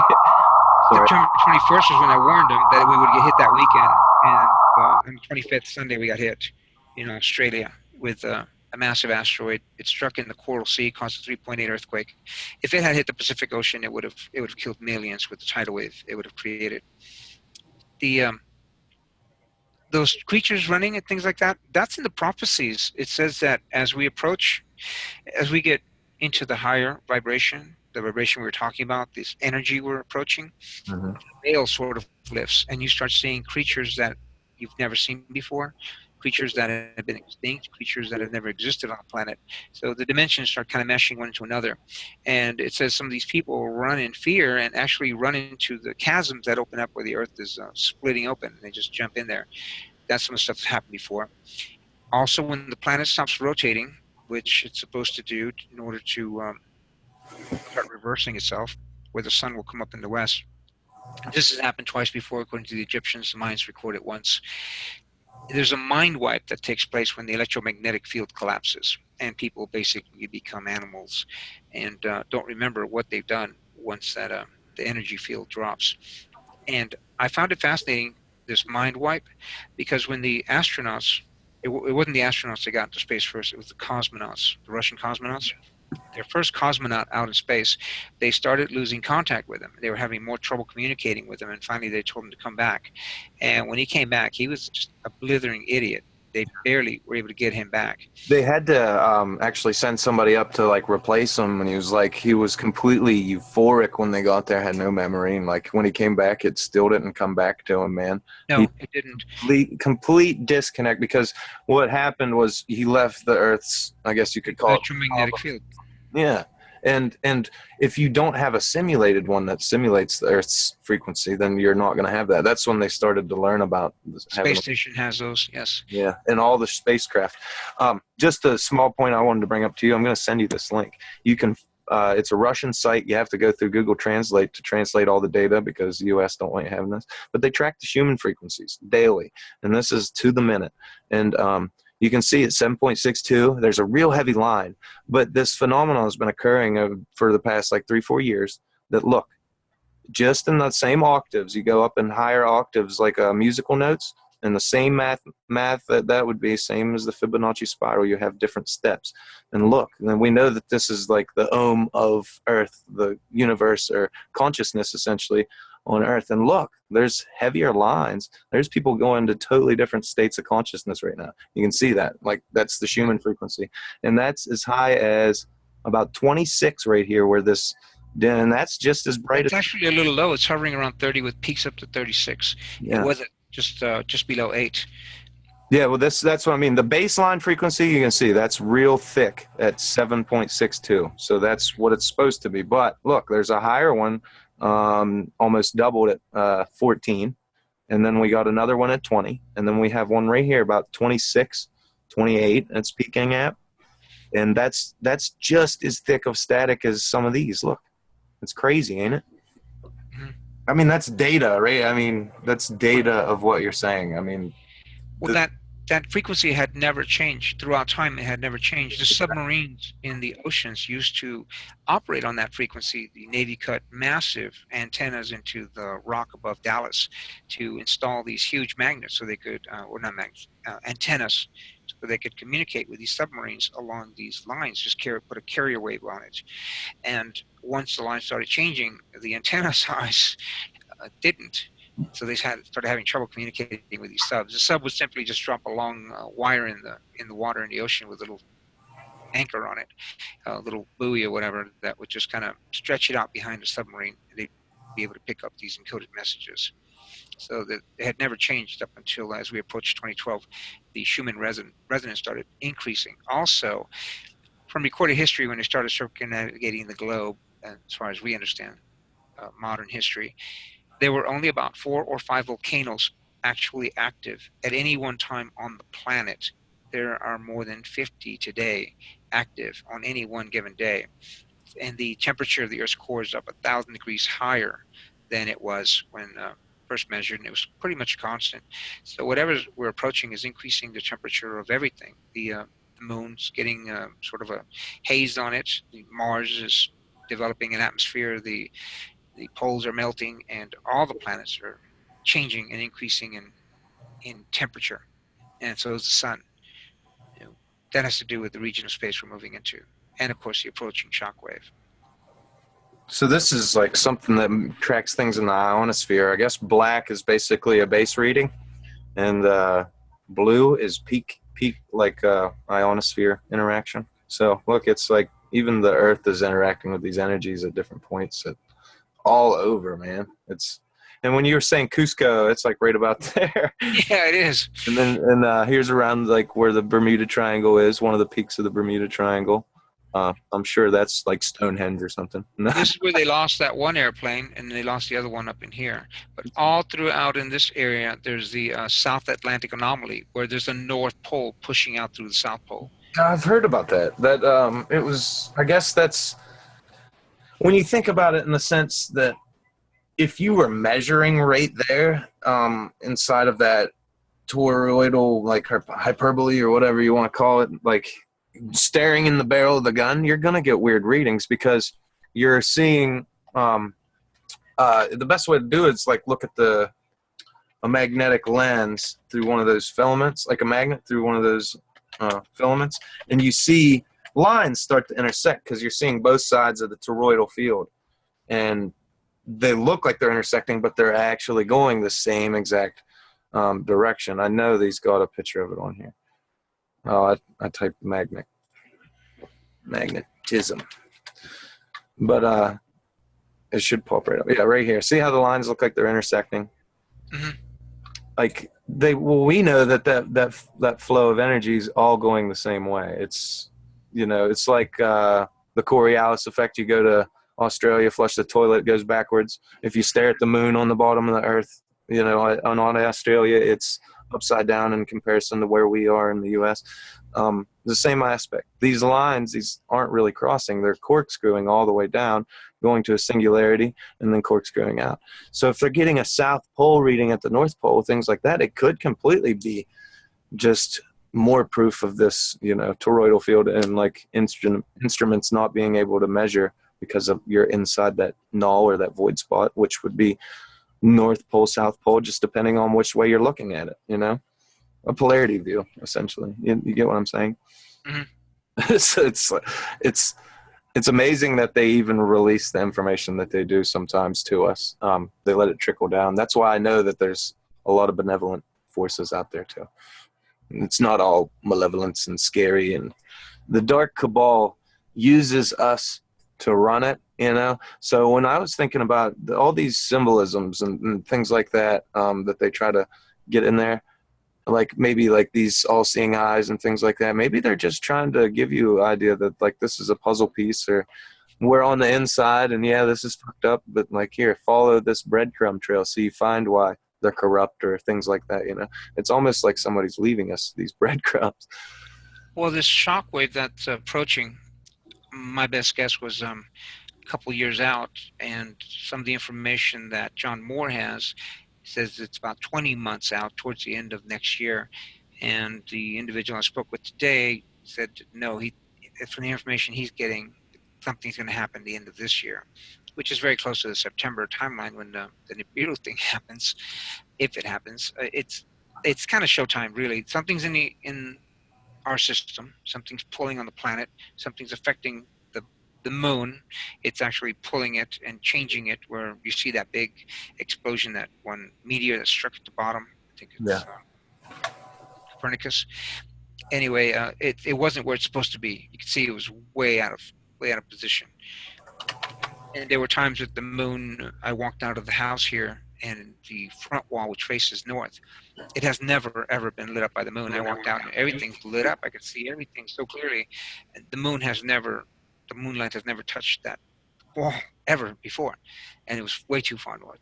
These little Atacama mummies they're finding, they're really fascinating. Their bodies, they say, oh, these are some deformed human because their DNA is like 92% human-like. Well, Neanderthals are 99.5%, and they're not considered human. So 92%, that's a complete alien. They say it's a fucking blood deformity at the back of their skull that makes the back of their skull. They're not getting enough oxygen at the back of their head. And that is the biggest bullshit excuse I've ever heard, because they have sutures that aren't human, first of all. There's a lot of them that do have like human-like sutures that we have, but second of all, they don't. And then they're healed up. They have the teeth of, like, some of them have 4 or 5-year-old children's, but their soft spots completely Molars in the back. Yeah. It's wild, man. No, they're not human. Yeah, they're star children, man. The Paracas, these things are like 6 inches tall. Oh, those ones. No, I was talking about the Paraca skulls and like the Cusco. Oh, okay. Skulls. Yeah, and their eye sockets are way too big. I want to see this. I think, these are fetus is what they call it. Human. Brian Forrester, I love him because he never, you read his speculation, you never hear him speculate online. He'll show you the evidence, and then he don't really speculate. He'll give you the, the raw facts, and then he'll speculate in his books on why he thinks. This one right here, I think it's the one in glass. That one's fascinating. But he has a book called The Cataclysm, and it's talking about a cataclysm that happened 13,000 years ago, and it is spot on, accurate. Every sense of the evidence is pulled, most of it from Egypt, from the pyramids, from real groups and teams of like the best archaeologies. Right, but the cataclysm was us being ripped away from Tiamat. Exactly. See, what they don't understand, right, is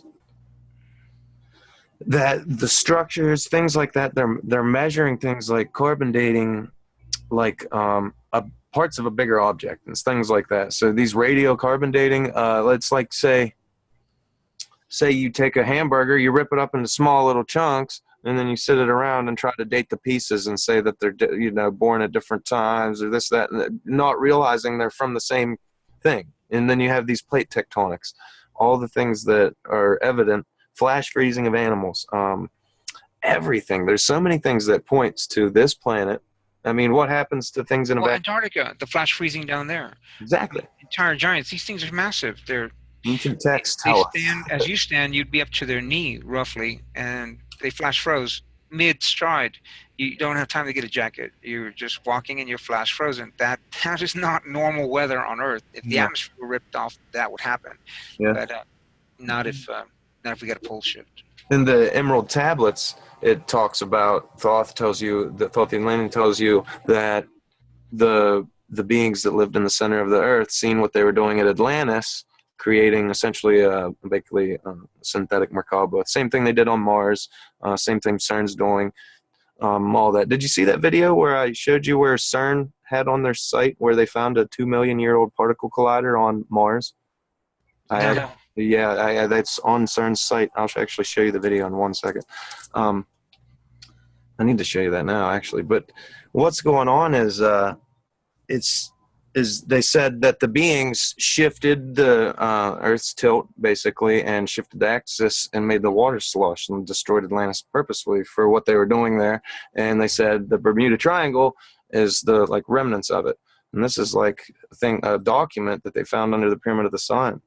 And they were told, in other books, you were told that it'd be there. So it was really all all signs point to this was pretty legitimate what they were talking about. You know, it was at least correlates with the us. labyrinth of Egypt. They knew where it was. They found it. Not Gerald Clark's another guy. He actually found it using star charts. They took a star chart and overlaid it over all the temples. They inverted it, reversed it, and all the temples lined up to these star charts. There was a specific grouping of stars called the library, and that's where the labyrinth was. There were three labyrinths. One was in Atlantis, one was over here in the Americas, and one's over in Egypt. And I know where the one in the Americas is. It's over in the Inca Empire area.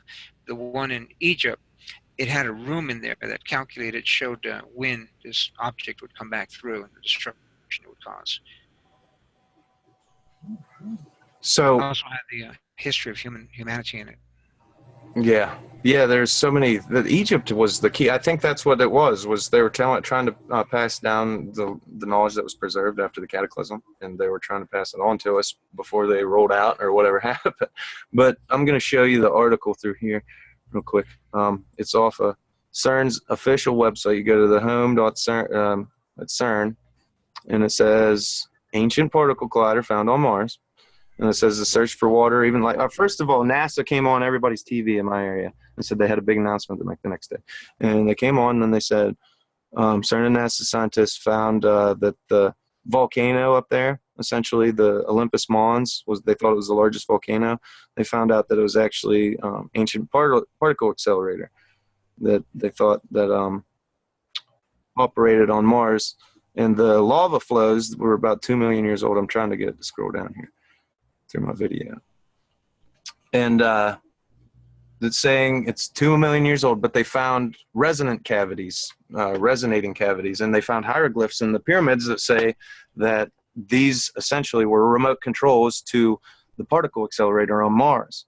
Okay, and they said that they found this out. They show you all the data that they got that they're going to release anyways, and it said it was operated. That's why I think it's 75 times bigger than the Large Hadron Collider, and they had to show them these pictures that this probe just flew over and seen. They had the CERN scientists come in with NASA, and these are the radio cavity tubes. This is the same exact radio frequency cavity tubes, like a diagram, modern diagram, Egyptian diagram. So they were telling you that the pyramids, Egyptian hieroglyphs. yeah, bulbous head with almond eyes. Yeah, I mean, like literally. Well, they correlated with what they found on Mars, so they're telling you that it led them there. But they had, it says right here, the accelerated control was probably under the pyramids, and it said, and that's from a CERN scientist. So they're admitting the pyramids are like 2 million years old, or the ground underneath them at least. But that was an ancient spot somewhere, is what they're admitting. It's, I mean, 2 million years. Come on, man. They're literally saying that on Mars. So the pyramids had to have ties to it at some point if they're the remote. Maybe after they destroyed their civilization or whatever. It said the last time it was used 2 million years ago. I can't even speculate fucking that long ago. But they said, but this is the big key. The particle accelerator, a veritable stargate, is thought to have served as a portal into the solar system for highly technologically advanced civilization with the aim of colonization. The papyrus that was recently deciphered indicates the powerful magnetic field and the movement of particles in the accelerator were such that they would create a portal through space-time. Fadela Emmerich, the leader of the team of scientists. It's a phenomenon that is completely new to CERN. Yeah, right. And we can't wait to study it. Such technology could revolutionize space travel. What they're trying to say is they need a reason to explain away the crazy shit that they're about to do at that Stargate over there in Switzerland. You know, that's what it's telling me. They need a way to break it to people. So they put it on there. They announce on the TV. Nobody follows it up but people like me. And everybody else takes it as a fucking April Fool's joke. And it's on CERN's official website. Well, wasn't that Iraq that just came out and mentioned that they have sites over there that are ancient alien ports, airports, basically. Yeah, Ports. use the And this was like the president of the nation, or the highest leading engineer? Minister of Transportation, and he was the head of it. And he said it was obvious that they're in airport. And he actually even references Zechariah Sitchin and says, dude, he's right, completely right. And he even says that to the nation in a public interview. Literally. I mean, that's why I said there's got to be a regime change. How else could they let us have this knowledge? I mean, that doesn't mean they can come in and take away the corporations and things that they have built with the... Well, the changes taking place right now, they're filling up the FEMA camps with some of the rioters, but a lot of lawyers, a lot of bankers, a lot of individuals that were behind the scenes. When the Chinese took over HSBC, which is going to be one of the main banks, they arrested over 600 or imprisoned over 600 of the bankers involved with that, and they just arrested another 2,000 involved with the RV who were trying to funnel money out of it when they did some test launches on it. So they're still out there. They're still trying to get this money, and I've come across some of these individuals, and to them, in their mind, they can never have enough. They just have to take whatever you have also, because they're never going to have enough. That's as far as their mind goes. They will never have enough. Yeah, so that's why they have to lie to you and take your money and cheat you out of your profits. That's why I imagine when they take in this law into effect, they do it fairly in the sense that this was all done with deals. We were subverted by these deals and we had the shitty end of the deal, but nonetheless, they were deals made. And after things crossed a certain line, they had to step in. They did step in. They were allowed to step in. But they can't just like pull away these corporations' monies, this, that, and that, out without like a fair trial, I imagine, in some kind of sense of the word, unless they had outstanding evidence. But how come something like this, so literally the CERN website, ancient particle accelerator found on Mars, how come this is not mainstream news? How come they said it on the news, interrupted everybody's TV, but they didn't say... Well, how come when they found out we weren't part of the Milky Way galaxy, that we were part of another smaller galaxy being ripped apart, I would have thought by that the Milky Way headline news. Yeah. 10,000 times larger than us. Yeah, the way they explained it was there was either two theories, that it was either a completely mini tiny little galaxy, or it was effects of a massive explosion in one of the arms that literally kind of just got left behind, and as it swirled in with the other arms, like in the sense that... Well, the only problem with that theory is that all the stars in the grouping that we're part of are millions of years older than the Milky Way stars. Yeah. See, that right there, that gives away. See, that was, I think, a tingle arm theory is what they called it. Because there's a huge part missing in the Orion arm, the arm that Orion's in. And it's massive and there's nothing there. It's a perfect hurricane shape except for that aspect. There's a huge dark spot in there. Like, they literally thought like something exploded, and kind of knocked all the stars around or snuffed them out or used their fuel, whatever it was. But it's amazing to just kind of look at that. And it made me wonder how long it took to get that satellite that far up to get that picture, because they were almost directly north of the universe. Yeah, way too far out of our solar system. They had to be out of our solar system. Like way out. One of the secret space fleets. Yeah, it's like and then nobody asked these questions except me and guys like me and you. Like, how the hell did you get that picture? You're saying it's legit, but I mean, come on, look, like normal math could probably show you that is fucking light years away. Pardon my language. Just craziness, man. And I'm sorry, just you really got me going today. You had a bunch of cool stuff to talk about. Well, again, and the thing that I've been focusing on, you might want to wonder about this, is why only on Earth? Why did it not happen on any other world? This particular shift that we transformed into light bodies, and it's possible that Christ would have come back, and he didn't die for anybody's sins or anything like that. And I cover all this in the book. What he came to show us that it was possible to become a light body, and the light body thing that takes place. Again, it's only on this world, only at this time, that aliens became light bodies, and only in this one timeline, none of the other timelines. I like this one, a little Merkaba field.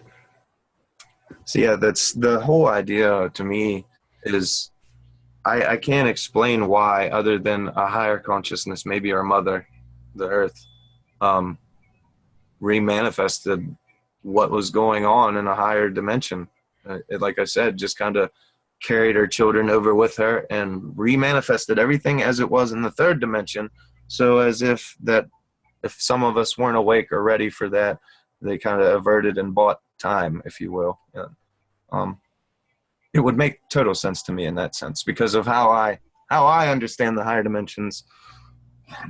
Everything's spaced a little bit differently. And it would make sense in how I understand Earth was recreated, sort of. And the Egyptians speak of this in the Colburn Bible. They speak of two creations that few are aware there was another creation before, another inundation, destruction. First, there was the first creation, of course, and then the second creation where Earth was created. And that's why Marduk, when he's claiming to be the one God, the God who created humanity, well, he kind of did. His father was the main engineer of that, and he worked on the project. But he says he created the world as well. And technically he did, because he was in charge of the units that were ordered to destroy Tiamat. Exactly. And I'm sure it's just like these Halliburton groups that go in and rebuild nations after they blow them up. They blew up this planet, and they probably had to, it was for some, maybe empathy, or who knows, rebuild something, even if they needed us for, their workforce. They couldn't do the work in time, so they needed us essentially, but they passed us on this. The creator, whoever did tamper with our genetics, gave us the ability to go through this ascension process. So that right there shows compassion to me. It shows maybe he was a mole. What I found fascinating? Someone was quoting, it was on the Truth Call, and they were talking about, when God created man. I started kind of laughing a little. I said, I'm glad you brought that up, because man is the only thing Creator did not create. We were deliberately created by other species who needed a slave race for a short period of time, and then modified by other species who needed us for human sacrifice. So they had to, the original humans were androgynous, male and female. He created them both. Hermaphrodite. That didn't work for the reptilians, so they modified us. And I think that might have something to do with the Nephilim, the large giants, because if the reptilians, which some of them are very large, were the ones who modified the male and females, the general population, not Adam and Eve, to be able to reproduce so that they could sacrifice their children to them by order. And this is in the Bible. It says, you will pass all who break the womb, the first who will break the womb, through the fire, whether animal or human, so that you might know that I am the Lord God. The original word is I am the Lord of the Elohim. And those were the reptilians that were in charge. The Bible doesn't distinguish between the benevolent Elohim, the astronauts, or the malevolent Elohim.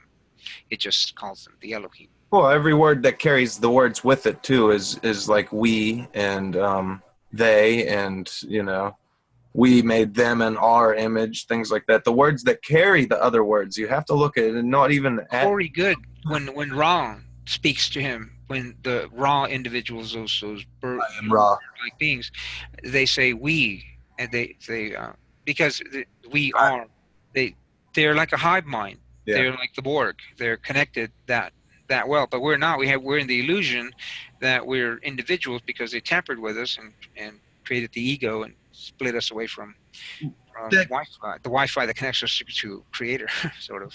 Yeah, in that sense, though, when they created us, they created compassion and empathy that they didn't have, because you don't have those things because you don't have need for those things. When you have a knowing, there's no lies. Yeah. You can't be lied to. I know. So there's no reason for compassion. There's no reason for empathy. There's no reason for faith either, to believe in something that you're not sure of. Exactly. The sense of it's almost like they're trying to recreate a species below them to not follow maybe their mistakes, and kind of learn from what they did right and what they did wrong, in the sense, because I wouldn't want to have a hive mind. I really wouldn't want to have that. I'd like to be able to project. Well, now that we see this, you wouldn't want to walk into a room and have everybody know everything about you instantaneously. No. That's what's going to happen if we move in that direction. But I think in the light bodies we'll still maintain our awareness and not quite share that much information. Yeah, I think that what you could do is, if you had a nice aura around you like the Earth, you would have protection. So if you wanted to project something outside of that aura, you could definitely do that. But because we still technically could be disconnected from all those around us. Yeah, so you could actually tell telepathy could be possible. You could definitely talk or send messages, but they'd be of your choosing. And in the sense that if somebody had a weak aura, then you could probably take what you wanted.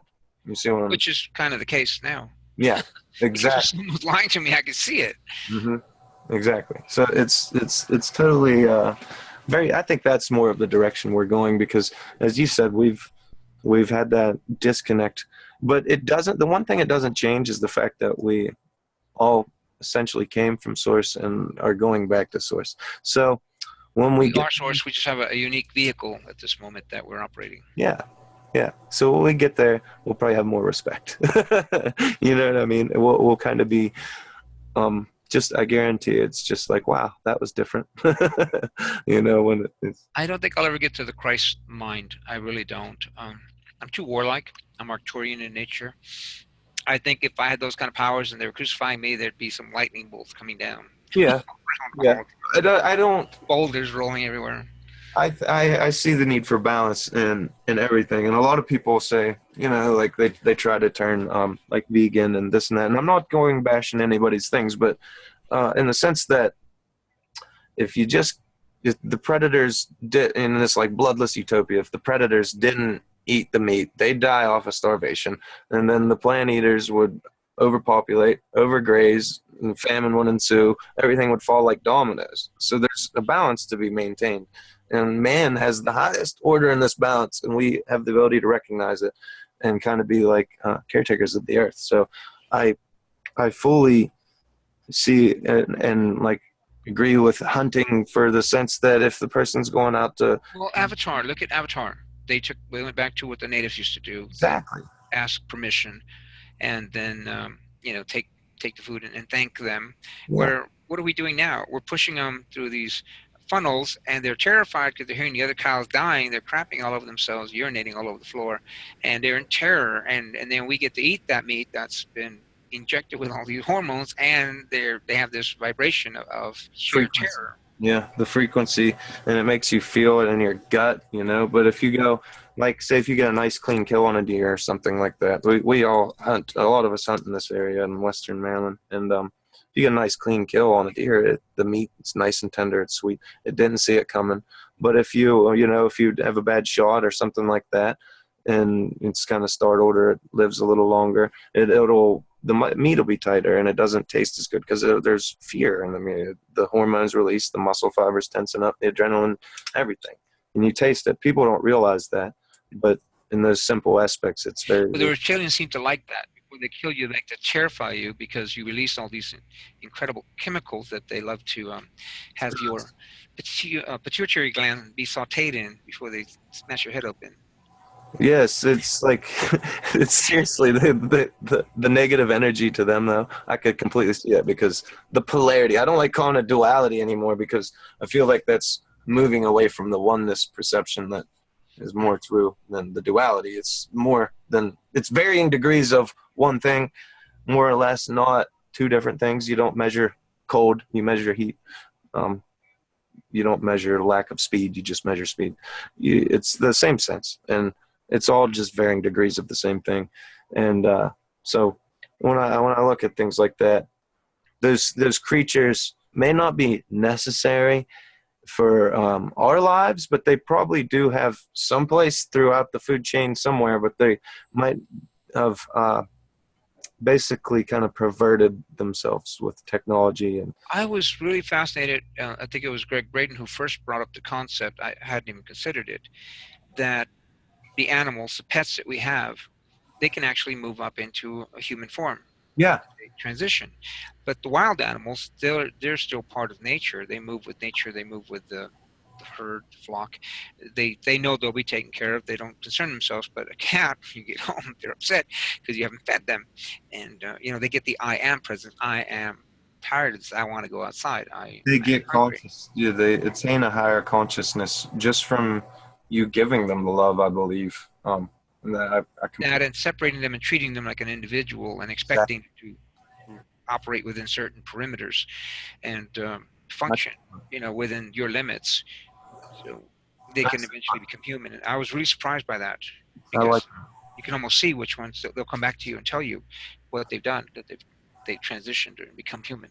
That's awesome. See, what the thing that really gets me with that, man, is that anything that has a tail essentially is getting ready to walk upright. That's the next step in its evolution, is being bipedal, so it can have a balancing act, and that is wow, right? Can you imagine these lion people or dog people or cat The people? lion people are very tall, very Awesome, man. ferocious, almost like like a lot like the Klingon, their armor, very warlike. Yeah. Very Oh, I loyal bet. too.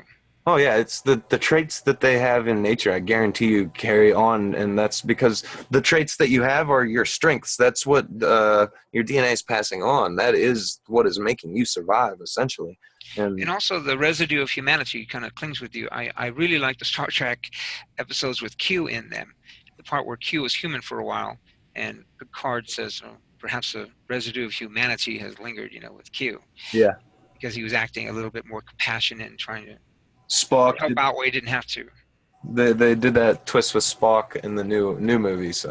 They add him in, and he's just like trying to take care of his human form, I guess. Since he's thinking so logical and da da da da da. I And have then no regrets. yeah, and then he realizes like, well, people didn't realize it was a double-edged sword, man, because he can literally mind swap you, like we were talking about, and feel. So he felt his captain's feelings on the moment of death, and then he like shed a tear, and I was like, that's pretty deep, man, because he's logical. He don't think with his emotions, and he Well, I just liked when they were in the Wrath of Khan, the original Wrath of Khan, and he's talking over the radio, and he says, well, if he says we're really strapped down here, everything's gone wrong, it's as if hours have become days. And the captain says, I understand. He says, it'll take us so many days to fix the ship, so many days to fix the propulsion system, so many days to repair the whatever life support. And he's actually talking about hours, so the ship's ready to go much sooner. And this surprises the younger lieutenant, who's also Vulcan. She says, you lied to Spock. He goes, I exaggerated. I thought that's funny. yeah, It's true. I exaggerated. That's funny. I think this show's probably been long enough that people will get good, full, plenty of information, not have to rewind it 5 times. A lot of them, these people say, they go, oh, man, I watched your show twice. But we got 1,000 views. From that last one, we bumped both of them up to like 1,000 views, and that's just 2-3 weeks. Some individuals I would like to introduce you to. One is Sherry Lynn. She's she could talk on Ascension for hours. Understands the whole homolumious thing. Yeah. And a lot of the more aspects of crystal charging, body, I guess, different little things you can do to just assist in your system being more prepared for that. Yeah. And this other individual I've come across, he's out there. Amazing, incredible stuff he's going through. And he has a lot of pieces of the puzzle as well. So we definitely want to. Yeah, well, if we can even do group conference calls and things like that, I think we can do 1-hour meetings for free, and then it'll end the meeting, and we can just literally click the button and go back in. So we could do it conference call, and it'll we can all be quiet and let people have their speech.